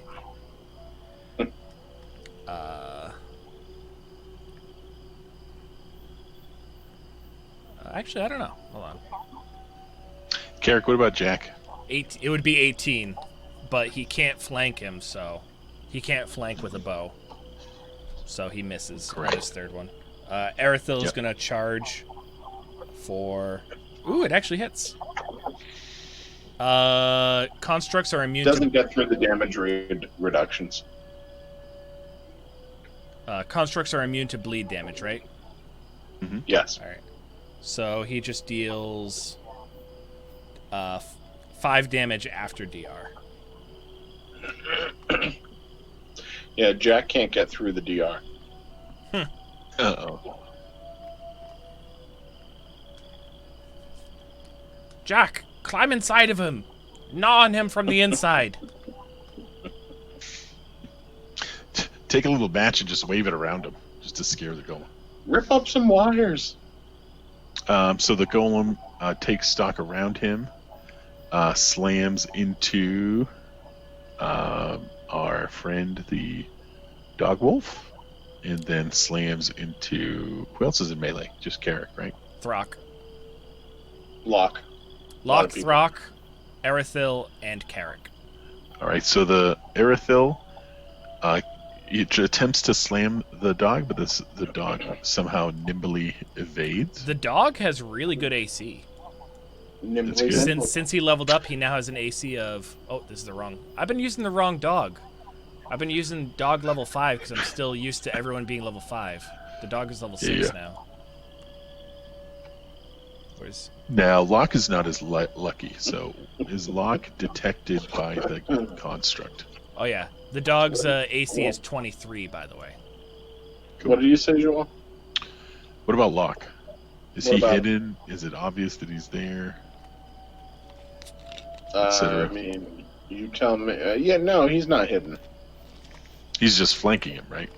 Yeah, What's your AC? 21. All right, good. So he rolled a 32 against you. Wow. Didn't work.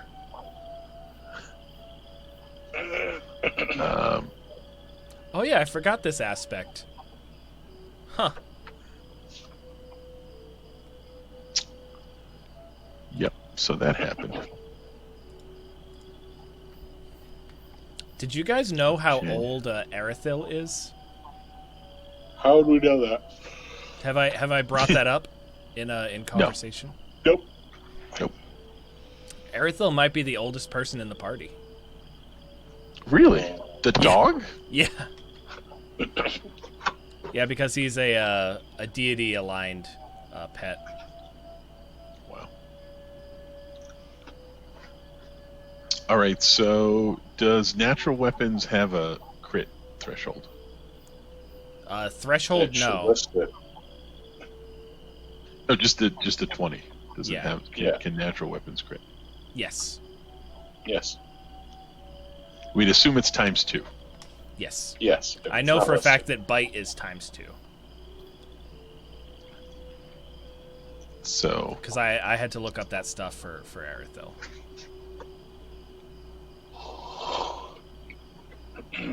9, 13. So the golem as it smashes into our friend Locke, a very violent jerking motion, and our little buddy takes 26 damage. There's no easy way to say it. He got a lot of splinters in all sorts of places he did not anticipate. And then it is, I think, his turn, actually. It is. On it.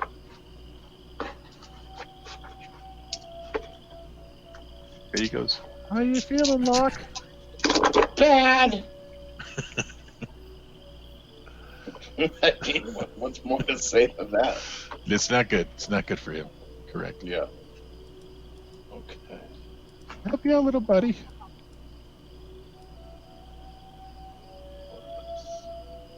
Yeah. He likes this little pointy thing though he's using. He's a big fan. Only one off. Is he pointing at his penis? What are we talking about? I don't understand what you're talking about. Nah, he He almost likes his got a little pointy crit, thing. or at least a crit Oh, I see. chance.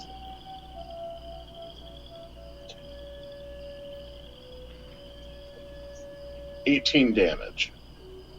No. Yeah, 18 Really? from the Is that crit. with the DR and everything included? Yeah. He rolls 3d6 in addition to everything, and it's a Well, +4 because he's sneak attacking. Apparently, so, I mean, Locke +4 was roll. very annoyed with the thing putting splinters all over his body. So with that, the wooden golem kind of, I don't want to say becomes dilapidated, but that's the only thing I can think of. And No.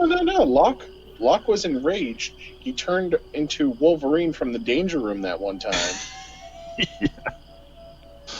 just jumps on the thing and starts wailing with his Mhm. weapons. With splinters You everywhere. suck! Yeah. And with that, he slumps to the ground. Congratulations, boys and girls. That thing sucks. Yeah, no, I mean, these are not. I'm kind of surprised, but the Cyclops did worse than the Wood Golem. The Wood Golem did some bad stuff. So. But ironically, it has fire weakness. So if you had done you probably could have one-shotted it with the flame arrows. But that's okay. Mm-hmm. Throck So doesn't like Brady- being told what to do. Well, I was telling Johannes. Especially no. Throck was. Yeah, you were indirect. You weren't even directly telling Throck what to do. You were telling Johannes, "I'll just wait till Throck does what I'm gonna assume he's gonna do." He didn't like that, especially when it comes from you for some reason. Yeah. No loss of love there for Mr. Throck. No love lost there. Yeah, that makes sense. All right, gentlemen. So we have officially taken most of this adventure to get home. So it's great. It's great to hear. Homeward bound, the incredible journey. Now the good thing is we overcame a wood golem, a cyclops, and a collection of snaky snakes. The bad thing is that just took an hour. So An hour? It took much longer than that. the battle itself of the cross took an hour. It took us a bit longer to decide if there even was battle, and then it took us longer to figure out what battles we would We're have. going on hour 2. Yeah. Just the combat we're, itself. We're at took an hour and 59 minutes. Yeah, We're which so is close. a good number. Which is a good number. So the character starts just hacking away at this thing with his axe, saying, "I wonder if there's anything precious in it." It's a really sturdy 400-pound chunk of wood that is halfway dilapidated by the time he starts to cleave into it. There is It's nothing. amazing what an axe in an infinite amount of time can accomplish. I mean, you could get 400 pounds of firewood basically out of it. Not less than 400, but something like that. But there's nothing obvious that would tell you why there's a construct hanging out there. You don't notice any like treasure chest or anything like that directly apparent. So there's nothing embedded in it of value. Not inside of it, no. Well, I made sure. Yep, there's definitely nothing of value in there. Mm-mm. Nope, just a giant lump of wood now. Especially not now. Now, the Cyclops did have a treasure purse on it that included a variety of things that Locke procured and made sure was in the party's possessions. So the Cyclops That had a bunch of doesn't stuff. sound right. What? The first part sounded good. The second part, About giving it to the. Yeah, Brady was watching him keenly as he was poking around the Cyclops. So it was dark that day. yeah, and it was enough stuff where Locke couldn't just like hide it away. You would was- think. No. It was a giant size sack. So if you'd imagine that was pretty big for him to poke at. So I'll post those things. So we are in Northgate officially, gentlemen. Brady goes, I think we should rest. I want to rest in my room. Let's go to the college. Yep. To the college? Yeah. You have a room at the college? You have a room at the college? Nope. Why are we going to the college? You said your room. Johannes explained it to the wee boy. No, I do. I'm confused. Is it our room at the inn or our room at... Because Why would I waste we have gold when I don't have to? we have a specialized room that is connected to the library, like Like, can we could research just area. use it at will? I thought As it was long like as we have the something that we'd coin. have to... Oh, that's right. Yeah, we can just click the coin and go to... So we want to go to the tower through the library is what you're thinking. Got it. I guess we can do that. That's fine. I wonder if they'd be annoyed if I wheeled this ballista through it. Just Just say it. just saying. I mean, I'm not gonna load it. So upon arriving back at Northgate, the typically busy streets are pretty quiet. Certainly quieter than you come to expect. Many seem to be indoors, only coming outside out of necessity. Those that are about seem haggard or well armed, as if they'd seen battle recently or are anticipating battle as you walk the streets towards the college. Cool.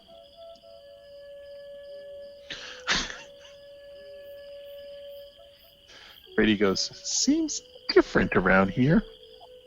No, this is the way we always look. No. The people, Carrick, seem different around here. You don't notice anything funny? Like that guy with the axe? That guy who looks like he's been beat on by a wench they for... are- No, I see them. They do look particularly ugly. But no, I get what you mean. There's It just seems like it's very there's quiet. something familiar about them. No. It's just, it seems like nobody's in good spirits. You know what? Let me ask this guy how he's doing. Hey, what's wrong? No, it's not. It's not what Brady did. Is that what Carrick did? Did Yep. Carrick really do that? Yep. You, I remember you. We drank at the bar when then there was a fire in the kitchen. What happened? You spook the gentleman. He draws on you, and he says, "What is your problem, sir?" Don't you remember? We were at that tavern, and there was a fire in the kitchen. I was telling you about the exploits in the cave of swimming in corpses of a village just decimated by. Oh, I'm sorry. Roll a knowledge local. I frightened you. I apologize. Yeah, you definitely frightened the man. Roll a knowledge local, which I assume you do not have, by the way. 14. Oh, good call. So you unintentionally mistaken him for another man. They look oddly similar to the guy you remember. Particularly ugly. But he's not the same man that you were drinking with at the tavern. I mistook you for someone else. That's on me. But we were drinking.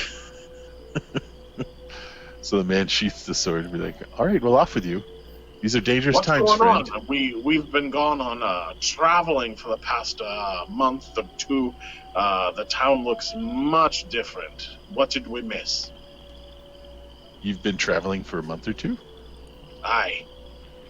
He's like, you should probably talk to the magistrate about the goings-ons, but There have been a lot of disappearances as of late. Again, Tells you. always again with disappearance. Thank you, sir. Always again with the people disappearing. Yes, that's true.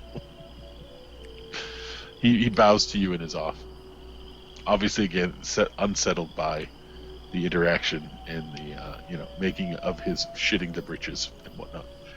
Brady, I found if you talk to a human man about just one little thing that happened in your adventure, you happened to look through a sea of corpses. It was a one-time thing, but they seem really focused on that one event for some reason. Yeah. I think everybody's going to be focused on that one event because we all said, "Don't do it, Carrick. Please stop," repeatedly. Well, I was looking for clues. Yeah. And how many did you find? None. I found needles in some lady's eye. That was terrible. That's great. I found a bag of spices that were covered in gore, but I later fed them to an animal with a humanoid-like creature that I murdered or drowned. Well, let's not talk about this. We have to go to the college. Are we going to be potentially talking with Tony about these disappearances or anything? But I'm Carrick? tired. Can't we talk to him tomorrow? We can rest, but it seems like this would be something important. It can't take that long to talk with him. You talk forever. Let's go. So, where are you going? Evidently, we can't even smell nice and take a moment, so we have to march over to see Tony. Does the party do that, or does individuals do that?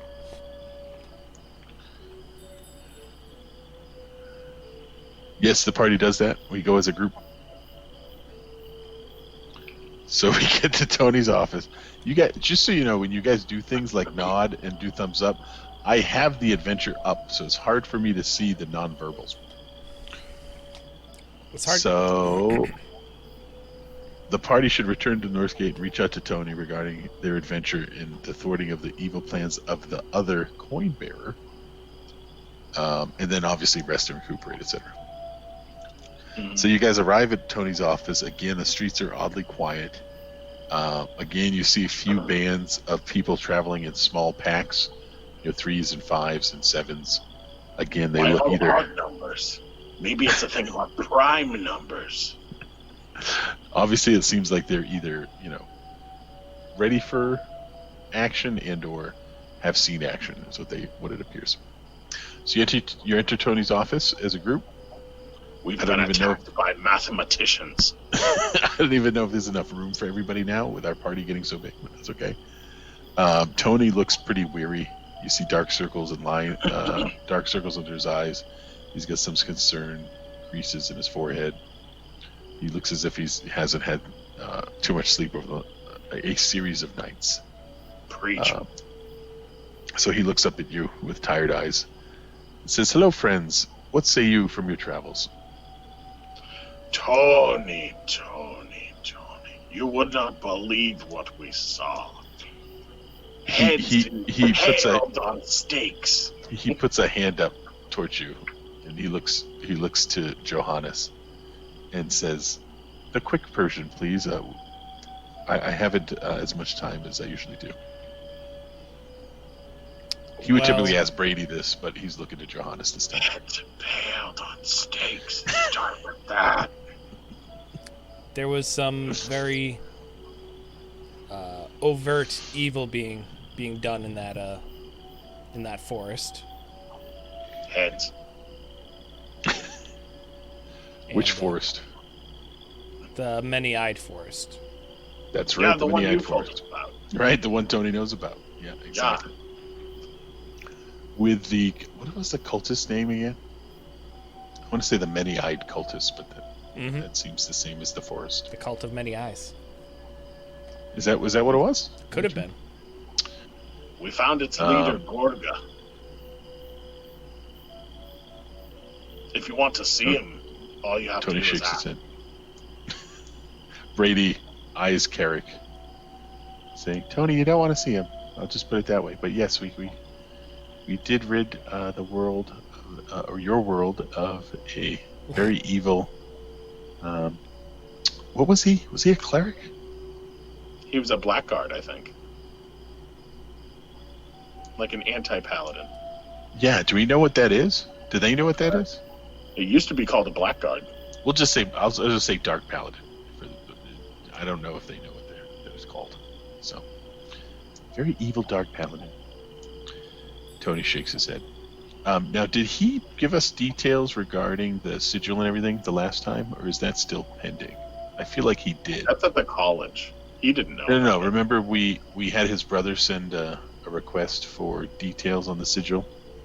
Yeah, but that went to the college. We wouldn't reckon it would have went to him. I see. So he may or may not have that detail for us. But he did talk to us before we departed about resolving the issues with his family's land in the east, right? So we don't have to recap any of that. Correct. The vineyard. Yeah, the vineyard and whatnot. The vineyard. So we give the details to Tony. He gets up to speed. He says, "Very good." He says, "Anything else that you'd like to share?" We were curious what's going on with this town. It looks very different from when we left. Because it's been like 2 months, right? No, more than Aye. 2 months. He said, "Well, Northgate's been not so well since your departure. For about 10 days now, each night there have been shadowy figures accosting the citizens of Northgate. Roughly, they appear around second sleep each evening.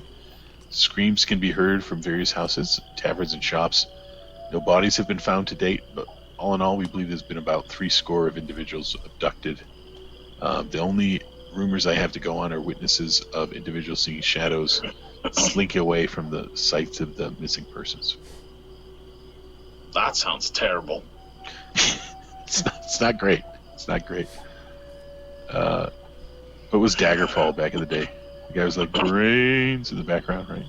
At least it's not that bad, because that stupid haunting king guy was annoying.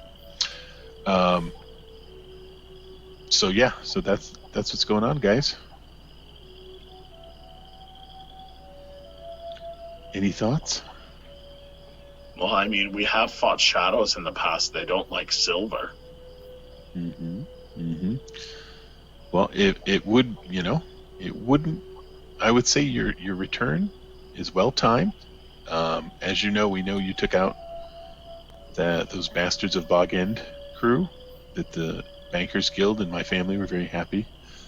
You were able to take care of that problem.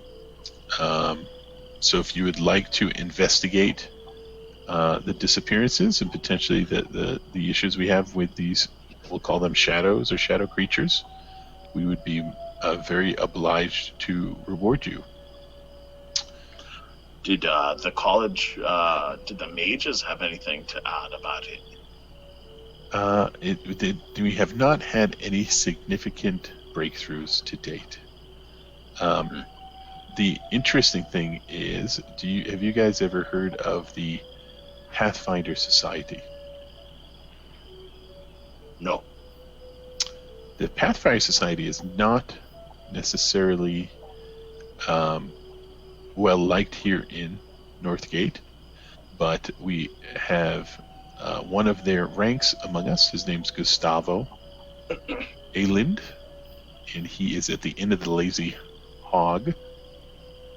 He may be able to aid us in ascertaining the whereabouts of potentially a long-sealed Pathfinder Lodge that can aid us in hopefully discerning what issues we're having with these shadows.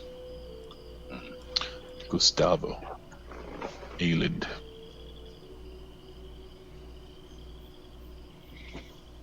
Carrick, roll another knowledge local. On it. Lock 2. Oh, that was terrible. There's Lux. Oh, Lux wasn't. He has a 16. So Locke remembers hearing rumors through the travels and through the poking around the different inns that the Pathfinder Society is not welcome in Northgate due to some sort of history with the Bankers Guild.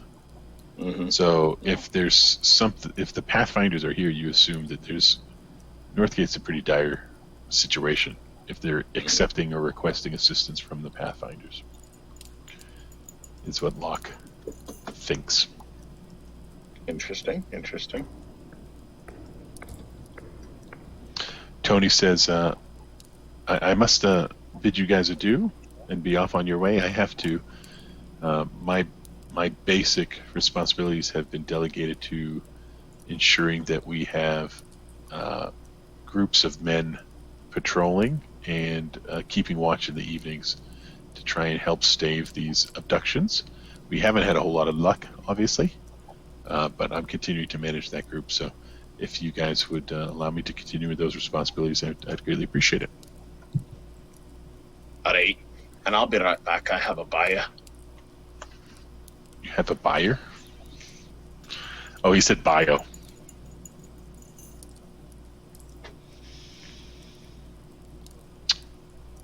What do you think of the name Gustavo?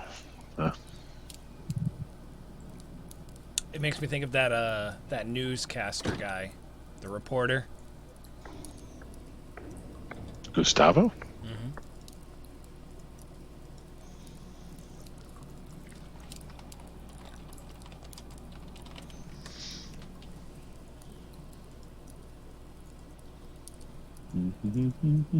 For now, we're live in Orange County. Gustavo Almodovar. Jakob Fugger. Here, I'll send it to you. I can't remember that other guy's name. Jakob. Or Jacob, if you want. There you go. Gustavo Almodovar. What is this? Gustavo Almodovar.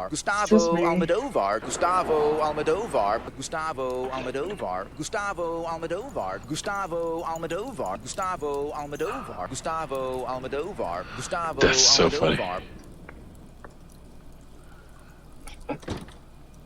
He says it the same way over and over and over again. Oh my god.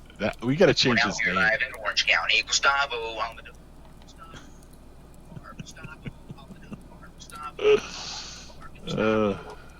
So what's his last name, John?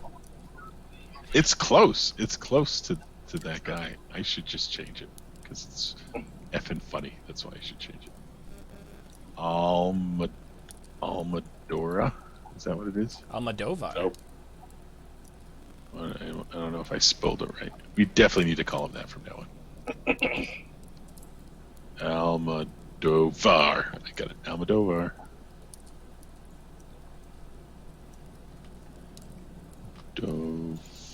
I was close. This is the Inn of the Lazy Hog. All right, what do you guys do?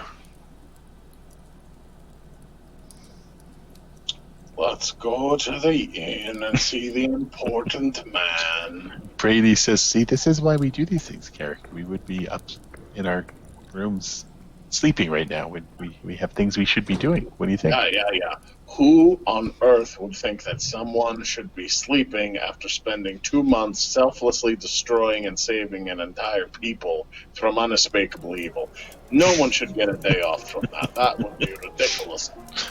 Not when there's innocents being abducted, Carrick. There's innocents being abducted everywhere. It just Not happens literally here.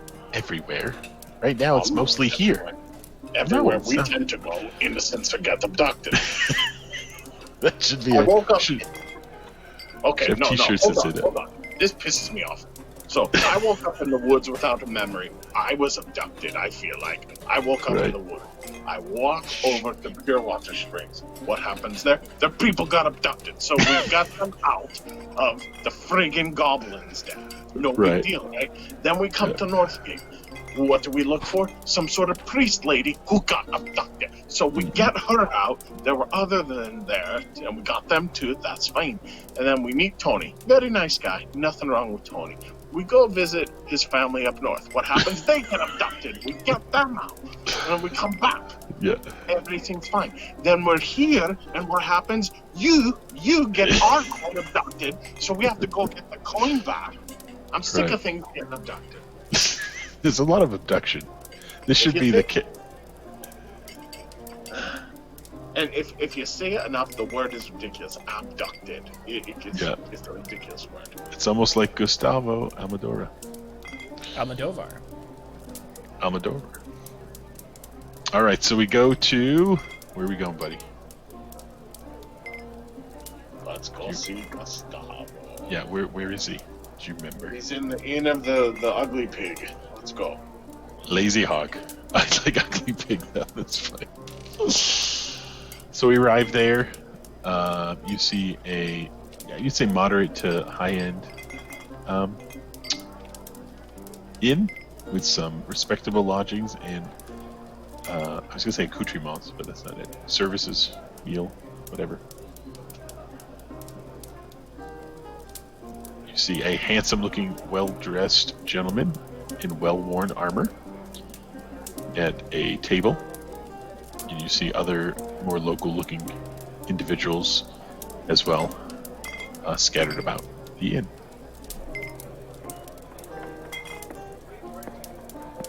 Brady goes, maybe that's Gustavo.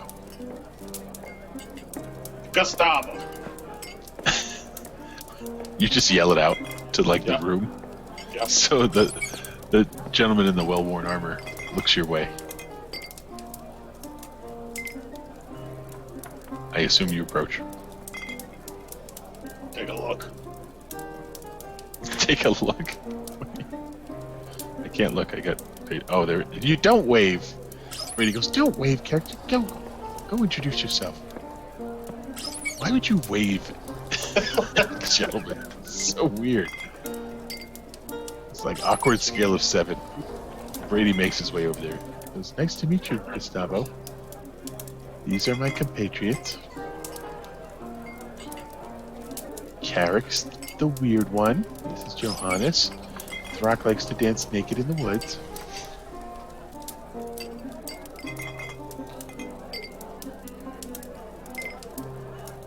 Anything you'd like to add, Carrick? Brady Last watches time you. I talked, you yelled at me. Brady never yells. I can't remember a time that Brady has yelled. Gustavo eyes you all knowingly. It says, nice to meet you all. Tony stated you're the local adventurers that are seeking to assist uncovering the whereabouts of a certain mystery lodge from the society? Kind of. Kind of? Yeah. Kind of or absolutely? I wanted to sleep. We've been on the road for like 2 months. But now we're in this lovely. Where are we? Gustavo laughs knowingly. It's like, ah, yes, the road. I know it well. He's obviously much more tenured in adventuring than you guys. Much. Yeah, I was only born like 4 months ago. Or something. Do you really tell him that? Yeah, just to see how he reacts. He eyes you suspiciously. And he goes, you are Brady, Carrick, and Johannes, correct? Johannes nods. The ones that Tony says are of high caliber to assist in this endeavor? Johannes shrugs. And you're 4 months old, is what you're telling me. This dwarf who's Johannes seen many seasons. elbows Carrick. Don't be foolish. Brady just smooths it over diplomatically in his way, as you know. Like, oh yes, there's many complications in these wonderful planes. But we'd like to hear more about what you need resolved, my good sir. And Gustavo nods knowingly and says, I've come under the cover of just being a common mercenary in hopes to recover long-lost artifacts that the guild, the Bankers Guild, has long ago denied my brethren. This occurred before my time with the guild, with the society. I'm going to screw this up because one is the guild and one is the society. However, I know that the lodge was shuttered after an unknown political power closed the lodge here in Northgate against the will of the society some few decades ago. We're hopeful that recovering these artifacts will allow us to uncover a bit of the mysteries that is happening here in Northgate. However, in order to understand what happened in the past, you must figure out and infiltrate what political powers forced the closing in the first place. And the lodge is called the Haven, and it was what's it called when you have a barracks frequented by my Pathfinder brothers?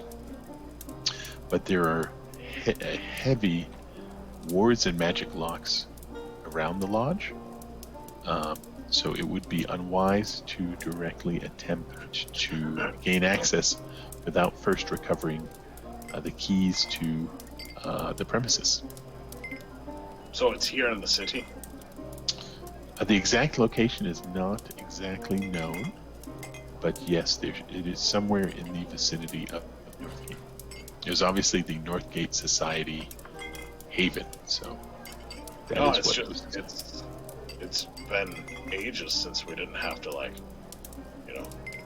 search for like 2 weeks for something. It's nice. It's a nice thing to do. I'm just saying. Well, the entrance is likely well hidden, and the Haven is not exactly known where the location is. So again, Brady has a locks way and of wards. finding magical things, though. yeah. I can't quite scry it out yet, and we'd have to scry more of a person than a place. But yeah, How long ago was it closed? it was over 3 decades ago, but it was also near abandoned for some time before. So again, it was well before my time with the society. And you said it was closed because the bank foreclosed on it due to the magic items. No, the bank did not foreclose on it. No, for political reasons, it was shuttered. Yeah. It's not like the bank repossessed the lodge. That's kind of what I heard you insinuating. I thought you meant, but anyway. No, the guild was involved. The guild was involved politically, not financially, Carrick. But it's a bank, so It's the bankers' guild. It doesn't mean they only deal in banking. That doesn't make sense. That's like saying a thieves guild doesn't only thieve. It's true, they don't. That's not the only thing they do. Guild doesn't just fight. I mean, that's clearly what they do. There's many interests in the leadership of Northgate. It's not single boolean banking, non-banking. That's funny. But do know that the keys and documents to the history of the Haven, I don't know why I'm talking like Brady,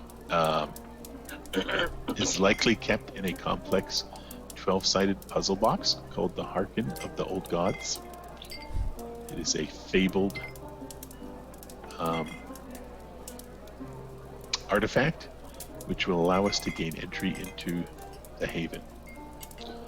So first you must attempt to identify whatever you can about the perpetrators from long ago that shuttered the lodge. I'm talking very soft for this Gustavo guy. Yeah. I gotta get like a more guttural, deeper voice. I'm like floating slowly into Brady while I'm talking. And understand the political adversaries at the time, and potentially recover the Hearken of the Old Gods puzzle box. But know that I cannot directly aid you in this endeavor. Why? For again, the society is not welcome here in Northgate. So that is why we're seeking some adventurers, trustworthy folk who can use subtlety, and he eyes Carrick directly, to resolve this expediently and thoroughly for the society, who will be very grateful. So are you legitimately not supposed to be here? I came in the guise of a common mercenary. And he pats his armor. Carrick pats it too. He shakes his head. Why would Carrick pat his armor? It just doesn't make sense. thought it was a signal. No, it's not a signal. He was showing you his armor. He has nicer armor, is what you're inferring. He's wearing this to look like a mercenary.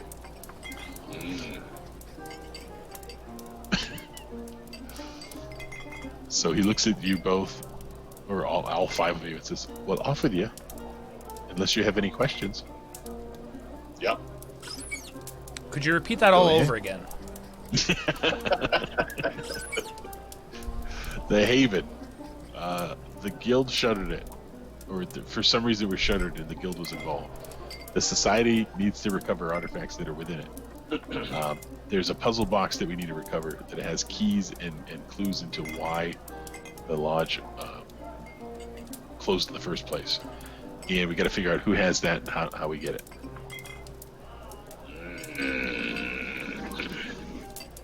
Brady goes, "Thank you, sir." Are you going to be sticking around, or are you disappearing? No. He's going to be there. Yeah, he's not going anywhere. All right. And you're going to be in this place or somewhere different. No. I am here seeking work, and I shall be here as long as I am needed. Obviously, there's a lot of mercenary work with the things that are going on in the city, right, Carrick? Right. But it would be kind of funny if we paid you, to join us, and then you'd be a mercenary who could actually help.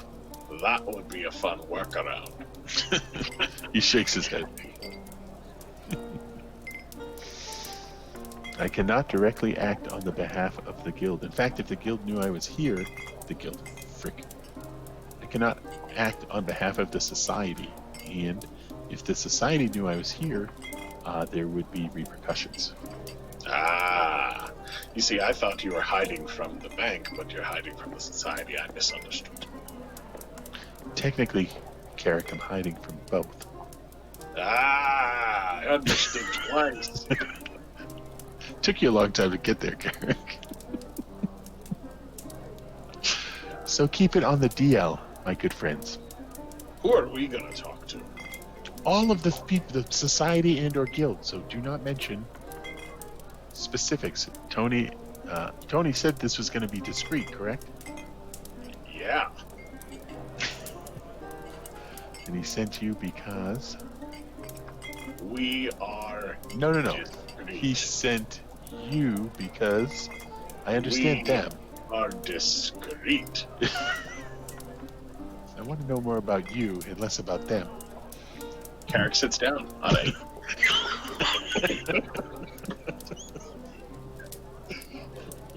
About 30 minutes pass.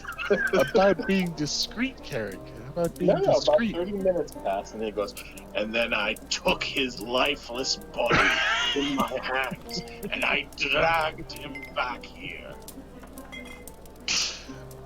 I want to know more about you specifically. All right. Just gonna sit down and have a talk with this Gustavo guy. Is Carrick hard to interrupt? I'm getting the perception that when he's on a roll and he doesn't want to be interrupted, he's hard to interrupt. I don't know if Brady would necessarily stick around for 30 minutes if that's what was happening.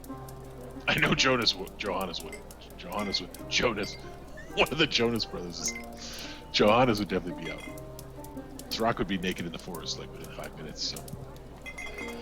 So, in summation, I hope that answered your question. Yeah. Yes, it did. Thank you, sir. Be discreet and let me know if I can help in any way. Is there any other targeted questions you have for him? No, I think we should go to the college. I have an idea.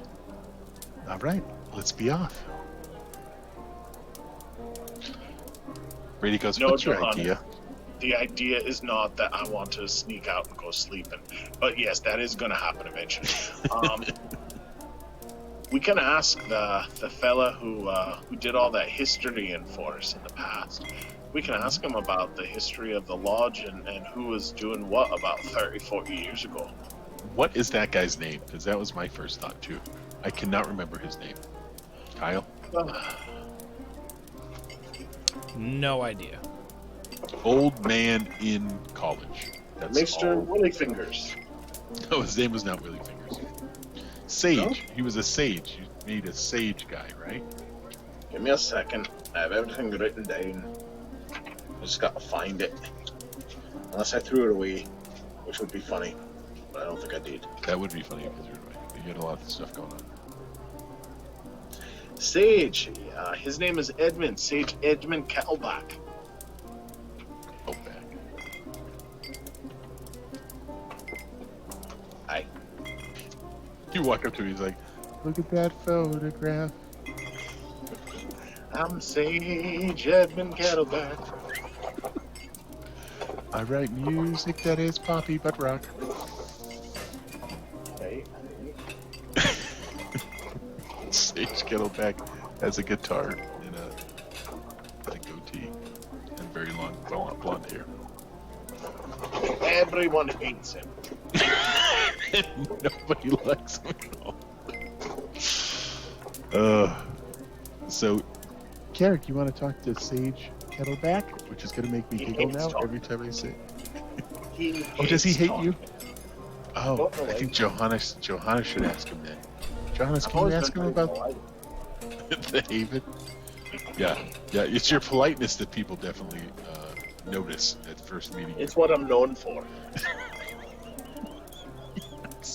Politeness, yeah. All right, Johannes, you lead. I will follow with the ballisti. No, ballisti. Where is the ballisti? Is it in the cart? Just leave it outside. No, I have to put it through because we have to get it to the secret portal. Right. Yeah, let's not carry the ballista in when we're trying to talk to the gentleman. I'm sure that No, can that's what happen. I'm saying. You go, because I know where Kettleback is. We've been to his office before. You go that way. I'm gonna take a left when you take a right, but then I'll come right back down. I just want to get it over there. I sense motive on Carrick that he wants to actually come back down. No, he legitimately just wants to put the ballista on the roof of the tower. He thinks that's BA. Doesn't seem to be the most important thing going on right now, but apparently Carrick has his priorities. So. I'm not just gonna leave a siege weapon parked in front of the college. This seems like a terrible idea.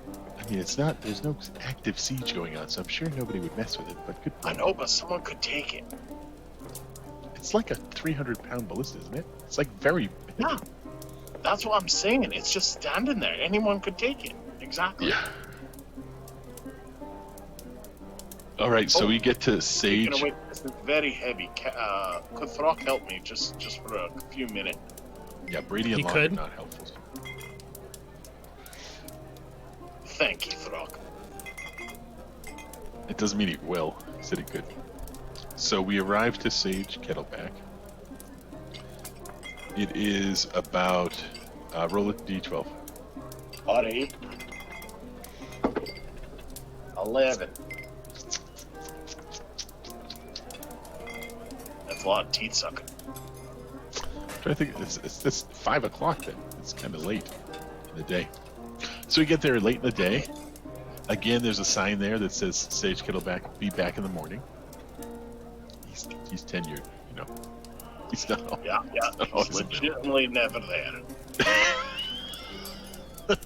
Not at 5 in the evening. It's not a good Yeah, love that. Kettleback time. So we will have to return tomorrow because of Justin's role.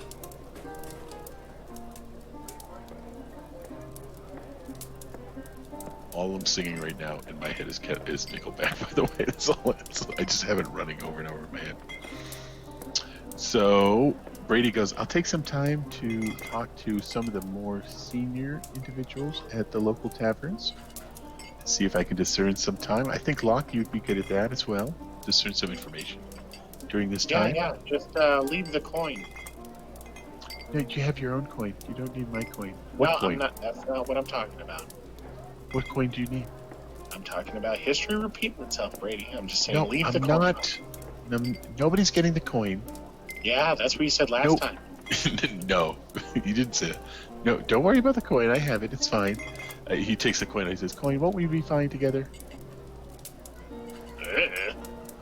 Yeah, it should be blue. There should be no danger in me going to a tavern and talking to people. The coin learns. That's what you told me last time. Yeah. Now, something could happen, hypothetically, but it's not anything that I know about right now. So, does Locke do the same or no? Does he go to taverns to listen to people talk? Sure. No, to discern information about the disappearances, to discern information about the haven, to discern information about... You say no, and then you agree with me. You just didn't realize it. Yeah, is that what he's doing? I'm trying to... Yeah. Okay, good. Yeah. So, Brady will attempt to find the oldest, most mature, most knowledgeable-looking mofo at a couple taverns, spend an hour at each. I don't know what Johannes is doing. Maybe he does the same or different. And it's local knowledge rolls, gentlemen. Arithel does not have that. Nobody should have local knowledge. Because Right. we kind of can't. I mean, we could, but it's an unlikely one to have. Well, luckily, Johannes is skillful, He is. Yes, that's correct. and he Holy crap, is I just very rolled a much 20. untrained with knowledge local. Ooh, he rolled a nat 20. No, So you did both I. did. Unbelievable. Yeah, he rolled a 14 So- and a 20, but I'll take the 20. A servant, an older gentleman said at one point he was the servant for one of the noble houses of Northgate. Says that he recognizes what you speak of from a few decades ago. But all he can say is that the silent family of the guild was involved. Is that the name of the family or just what they're called? That is what they're called, the silent family. Nobody knows anything about the silent family at all. But that is what's rumored. Oh. And then who rolled a natural 20? Locke? Locke. Johannes. Also, you both did, right? Both of you rolled a natural 20, correct? Locke, yeah. So Locke hears the same thing about the silent family. But the only difference is this is not a former servant. This is a former playwright. And it says the silent family is associated or appreciates playwrights and thespians. Cool. Locke's gonna try to get him drunk so that he talks more. So, I mean, he's thoroughly sloshed by the end of it. You will have to pay his tab, but the rumor is that the Silent Family is within the Bankers Guild. They know a lot of secrets. They know where secrets are held. You might want to ask some of the other families within the guild to give you more detail. It is not something commoners know specifics about.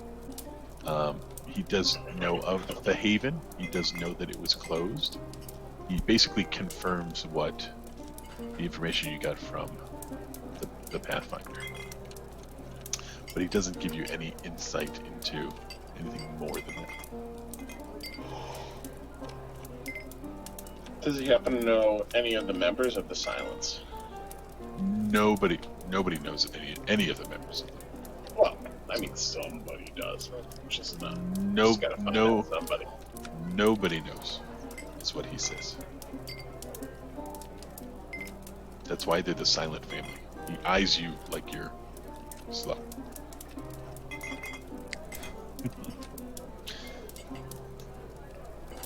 He's like, in fact, we don't even typically speak of it. But since you've been so nice and I'm so drunk, that's why I'm speaking about it.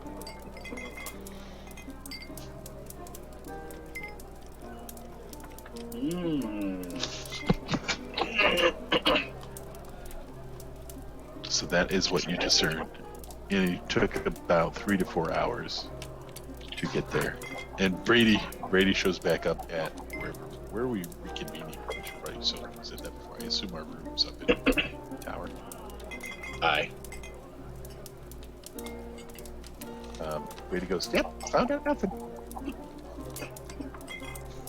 So Brady says, I found out that the Silent Family has a thing for lesbians. Yeah. Thes- Yeah. Lesbians, yeah. Thespians. Lesbians. Thespians. I think he was talking about lesbians. Thespians. There we go. That sounds better. Yeah. Brady goes, the silent who? Yeah, we're gonna have to talk to Tony about that tomorrow. So we retire. We share notes. Oh no! And at Cross-reference. that moment, Carrick busts out of his room. No.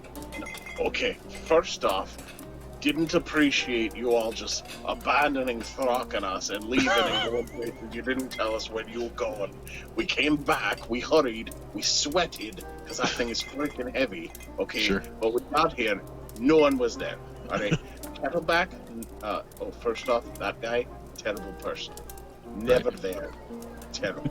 But Right. you all left us without telling where you were Oh, going. did you guys go back and did you go to Not cool Kettleback's at all. you saw he wasn't there? And you're like, where is everybody? Okay. Second off, I learned something really cool, but you kind of pissed me off, so I didn't want to tell you. But Throck was going to tell you anyway, so screw it. I'll tell you first. When Sure. we go in our room, time gets weird. That's all I'm going to say. I thought we knew that. Did we not know No. that? No. I assume time gets slower when we go. I get slower every moment I talk to ye. Brady goes, didn't we figure that out last time? That time seems to either go faster or slower when we're in the room? I assume No. slower. What are you conjecturing, Carrick? I think it's a quarter. You think that we have quarter in the room? It's a room. It's made for us. We can always go in it and stay there. I swear. It's What do you think? It's always. I swear. Do you mean quarters? There are quarters. That's No, 100% a true. quarter. So for every 4 hours I spend in that room, only 1 hour elapses out here. Which is why I feel amazing, and you guys look like shite. I thought we figured that out the last time. Did we not figure that out the last time? We didn't really spend any time in the rooms. Oh, I thought I did. I thought that was assumed. I spent above and beyond the normal amount. You I guys, thought you guys were because gonna of- leave and continue the questing without me. Yeah, because he was in there for forever. But he never said, like, I was in there for days and only hours passed. Yeah, we didn't say it overtly, so that's interesting. Brady goes, that's interesting. Yes, a quarter. Yeah, 4x in time. yeah. That'd be good. Well, let's get some rest then, and we can be on our way. Well, either way, time needs to pass. Well, actually, considering we have details around nighttime tomfoolery, we could actually rest pretty fully and then go out before second sleep and actually do some patrolling if we so chose. Yeah, Especially you, because you're so well rested, Carrick. yeah, I'm doing other things in there now. You guys suck. You're doing other things. What are you doing? Yeah. Well, I don't want to tell you because you hurt my feelings. Such a big baby. That's funny. Well, we can. I think this is a good stopping point, unless you guys have more you want to do. I'm gonna make one roll, and it's gonna be awesome. I can make repeated rolls on just straight money because we literally spent a full-on month on the road. Yes. So I can do literally 4 money rolls. So, Carrick has taken his armor and added the slumbering quality to it, which he only had to spend like a little over about 130 gold to do. But he can now sleep in his armor with no penalty. So he's Yeah, that's good. never going to take it off. So the armor can have that quality? Because I Yeah, thought there was a feat for it too. There is That's endurance. different. Yeah, that's different. I didn't take But the yes. feat. I got it through my class, I think. I would not have taken that that feat. Feats are too important. Yep. That's why you have 2 of them.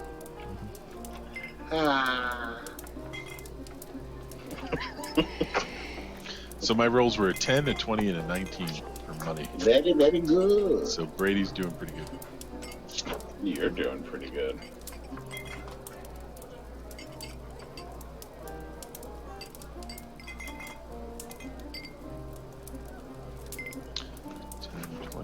5.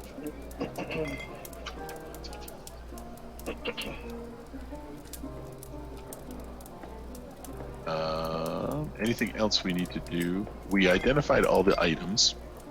I have not updated the loot list for us.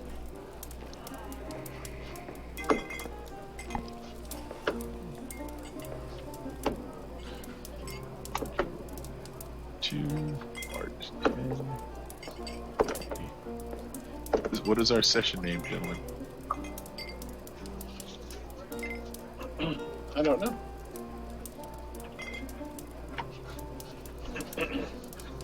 Kyle.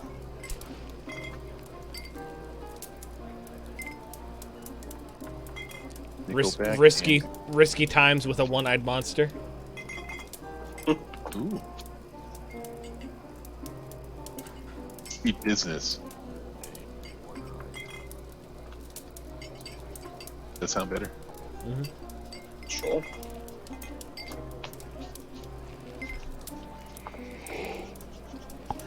So we had constrictors. Constrictors, constructs, and cyclopses. Oh my. God, that's good.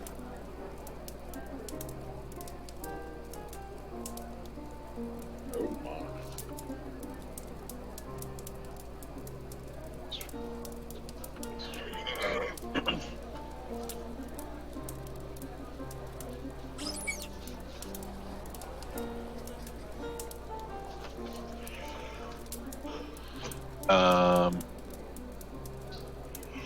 Just do the XP real quick because 480 for the wood golem. Hold on, let me make sure I refresh that page. Yeah, 40 for the wood golem. 320 for the cyclops. And 320 as well for the snakes. What was that from the snakes? I think it's 320 as well. No, 360 for the snakes. I don't know what's different. That's 1160. Oh, we never resolved the XP issue, okay? So I was over. By how much? For like $1,000, and we never resolved it. I factored in the. You might have counted the bears twice. No, I messed it up bad before. So let's go line by line real quick. So I had 1,600 for the bears, 1,600 for the zombie cyclops, 1,600 for Gorga, and 1,600 for the cloaker. Which I feel like Gorga and the cloaker are both.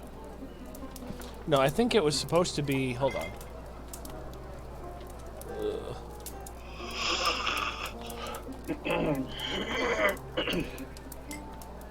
So It's like 1,600 for the Cyclops, Gorga, and Cloaker all together.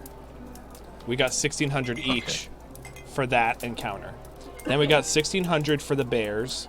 We got 500 each for the basic. Hold on. Hold on. I gotta.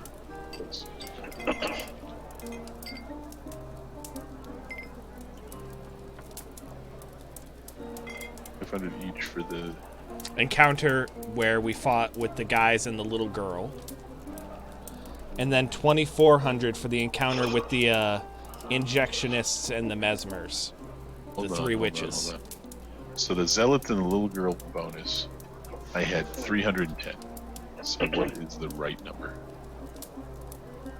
500, you said? No, the encounter where we fought the guys that the little girl was with. Oh, I forgot that. Got it. So not the two zealots. No. This was the barbarians. Yes. 500. Got it. See, that's what I was missing. Okay. The little girl, it said, I put 60 bonus experience. What did you say? Like 50? Yeah, I did out the math, and on my sheet, I only needed a little bit more. So I gave us like 50 experience for not forgetting that the girl was in the chest. What about the 2 zealots that we killed? I forget. I told you an amount, but I don't remember. And then But- you said it was... For the mesmers and the injection guys, that was a 2,400. 2,400. You said you downgraded it though, correct or no? Oh yeah, that's right. So that one would be 1,600. Yeah. And then 150 bonus for Callie. So that leaves me with 5,750, which just, it seems it's too low. Yeah, it's too low.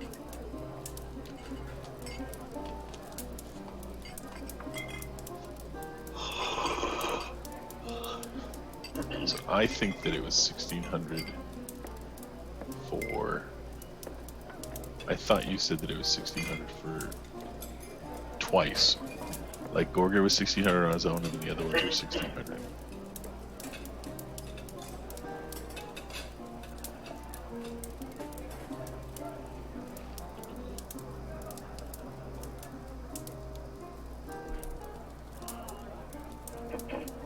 Negative. No, definitely not. Because we need to be at least 24k. And if I do the extra 1,600, then it's almost exactly 24k. No, it's Wait, not. we need to be at 23k. 23k is level 6. Oh, is it 23? Yes. Maybe that's why I'm getting mixed up. Yeah, I'm at 23,340 is what my experience total is at.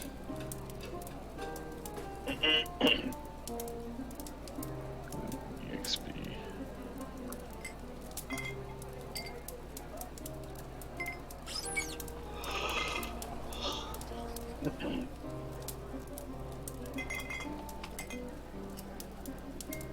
I got 20. No, I'm like a little bit lower. 23. I'm at 21,390. You're all messed up. I think I'm all messed up because I used your numbers that you said were apparently wrong.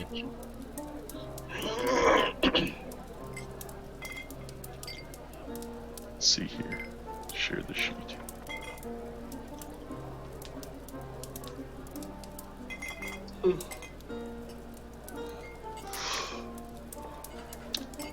$1,600 3-phase pairs.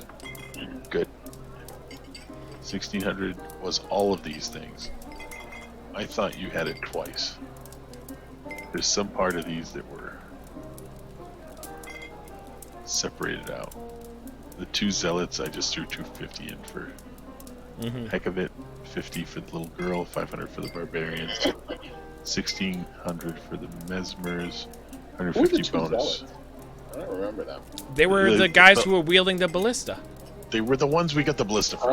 Jeez, yeah. Louise. The one thing you shouldn't have forgotten. So if I do Zealous all of was this, right about we're at 7350, and that's about the number we needed to level up to 23k. See, I'm like right there. I need like 10 more experience. So if then that's why the little girl we did 60 experience. So now that equals 23 exactly, right? So this is what you told me. So some part of this encounter is 60, like whether it's Gorga, like these guys are 1,600 on their own, and then Gorga was 1,600 on his own. Like that's how we got the number. Gorga, like that. This is what it exactly rolls up to 23k.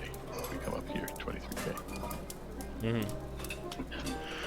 So that's where I was getting confused. But you said that this is not right. Like these all should roll up to 1 encounter. Yep.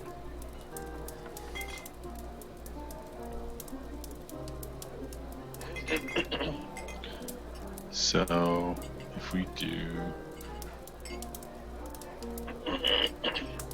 it's gonna be shy.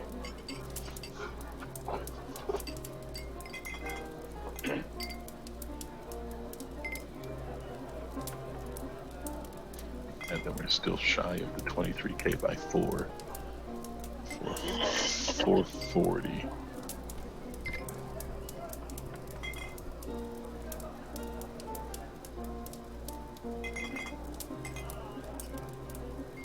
which is not really a big deal.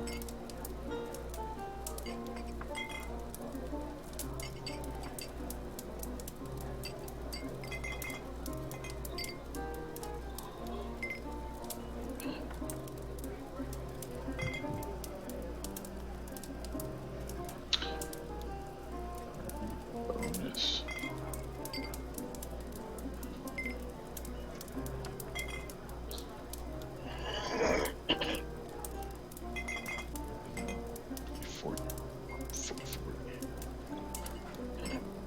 Yeah, so we can level up definitively if we add these encounters in there. Mm-hmm. And this will be experience from, let's see. Boom.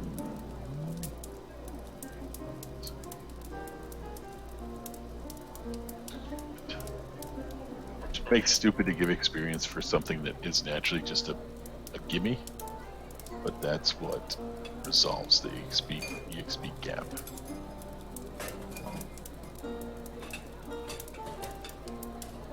That's what I get What for do you think? trusting your numbers. Oh, I mean, like before, if this was 2,400 as well. Mm-hmm. This was what, 1,200 each. 100 each. Then it would be less of a problem.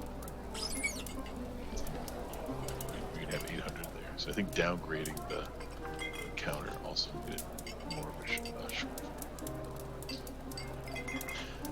This is what we'll do. Constrictors, constructs, and blah blah blah. This bonus experience should go up to 190.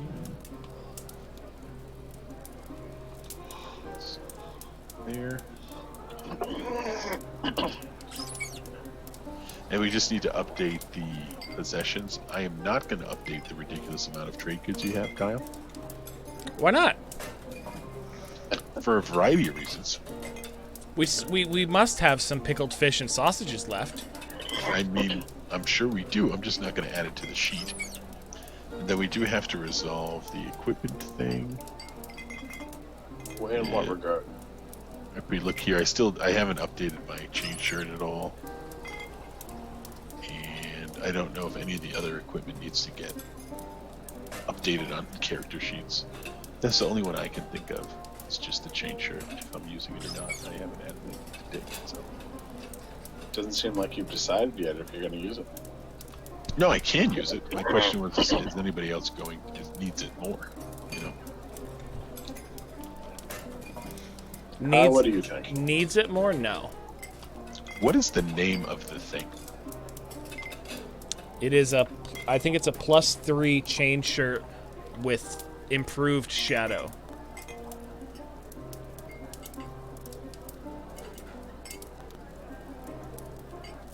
Insane. Mm-hmm. A little bit. It's about 24,000 gold.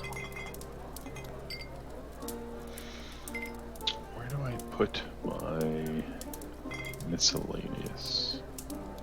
This is +10 stealth, right? Yep. Uh-huh.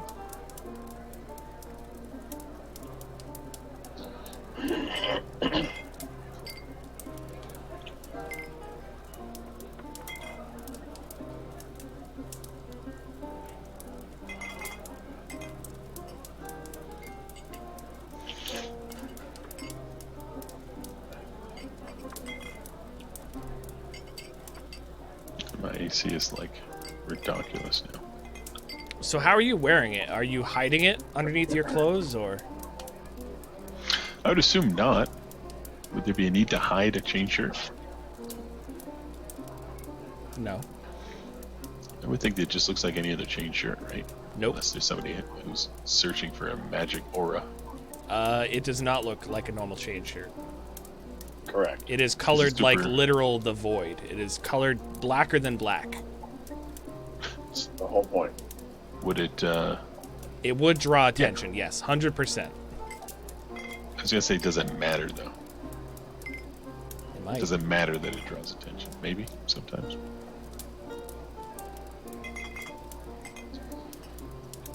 It's like the pigment that someone made that is the blackest black. Do you know about that? Yeah. There's a pigment that it literally just like looking at it, it looks like there's just a hole in the fabric of reality. Sweet. I like it. What?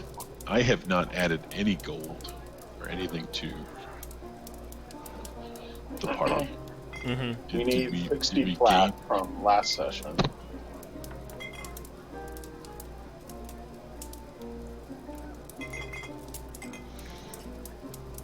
So communal funds are at 5,500 gold right now. I feel like that's short on what we have from the adventure last time. Yeah. We made up for it with extra loots, extra stuff that we need to sell. True. Yeah, but was there any gold that I need to add? You said 60 plat. What's that number in gold? Is it 600. 10x? Yep. It's a lot. So I'm going to just make it 61. 6137 right now.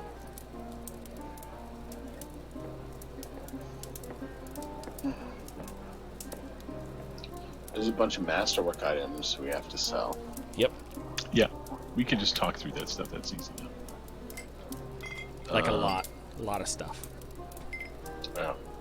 Yeah, we just got 1,300 gold worth of stuff from the Cyclops. So Cyclops had. I don't know if I was rolling loot wrong or not, but Don't say that.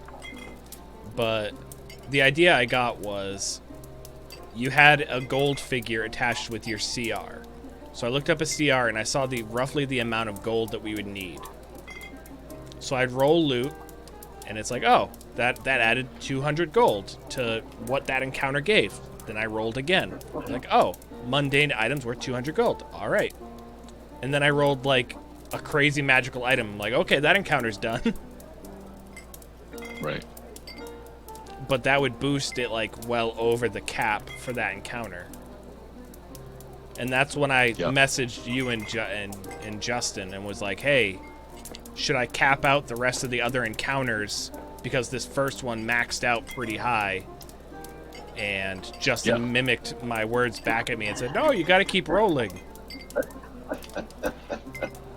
It's literally the week before I had the exact same question, and Kyle said, absolutely not. You get a black pearl from the Cyclops that's worth a significant margin. Is it his eyeball? Yeah, maybe. Amethyst 80. What is that? 580. 620. 620 worth of gems. So consider it this way. The construct and the Snakes. boa constrictor, their loot, just consider it that you found that as gold and stuff from my encounters. Because they would not usually have loot. Do you get what I'm saying? So I curtailed Justin's encounter. You can curtail from mine. Or actually, I think I'm curtailing both of you. I'm taking from before and after. True. That's funny.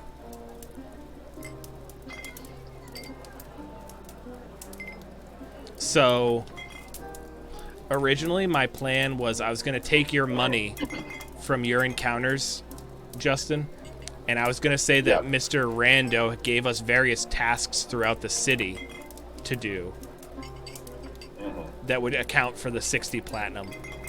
Because I thought that we were taking a week off from adventuring in the game. Yeah. So I was going to say during that week we stayed in the city and we made 60 platinum from the randos. But it didn't work out that way.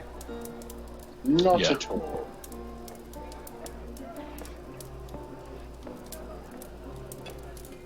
What are you gonna do?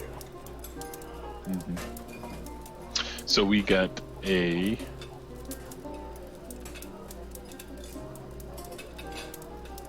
masterwork hide. That's interesting. a Master of Light Mace, Oil of Magic Stone, Oil of Magic Weapon, and that's it. I don't think we can use the loot rollers anymore. Just gonna put that out there. Yeah, I agree. Why? I They're stopped geared because towards low level stuff. Yeah. I tried to do it that way, and I was just getting ridiculous like results that were Nonsensical. Yep. It's just like, oh, But this seems pretty good. we have for the 16 Cyclone. we have 16 masterwork weapons now. And Yeah. 5 wands. You're like, what? And we have a million I like potions this that for are the all level Cyclones. 1. Yeah, I liked what the treasure was for this one though. I think Alright, this that's worked fine. out good. Right. But yeah, when I do the random one, I'm scratching my head a bit with the result. But I thought this one was pretty good for the Cyclones. I do like the one thing I do like is the miscellaneous salvage. I know Yes, you we do. know. We know, Kyle. Yep, we figured that one out. But like the wood golem didn't have anything. The other than questions around why it was sitting in the middle of the forest, and that the constrictors didn't have anything either. So, Yeah, same logic of the bears. That's Yeah, why I they were had. just wild. That's why I gave the cloaker that really hefty loot pile right. because the cloaker's loot pile was the equivalent of 2 1600 experience each worth encounters. Yep. So based on the 1160 that we just got, we should be back to level 6. So we should be fine. So that and those encounters went pretty well. And I don't think that anybody was in danger of dying. And I certainly don't think that anybody, even Well, if we messed up The issue levels is that Johannes was already leveled up when he wasn't supposed to be, apparently. yeah, but that was everybody. So, Oh. but we were fatigued as well. So the whole thing kind of worked out. You know? Oh yeah, the fatigue definitely is real bad for Johannes. Because as soon as it lowers his strength even by 1 point, it makes it so that, Yeah. 1, his bow doesn't work, and it also lowered his Right. dex, so that also lowered his to hit. So it was like cumulative stacking bad things. Right.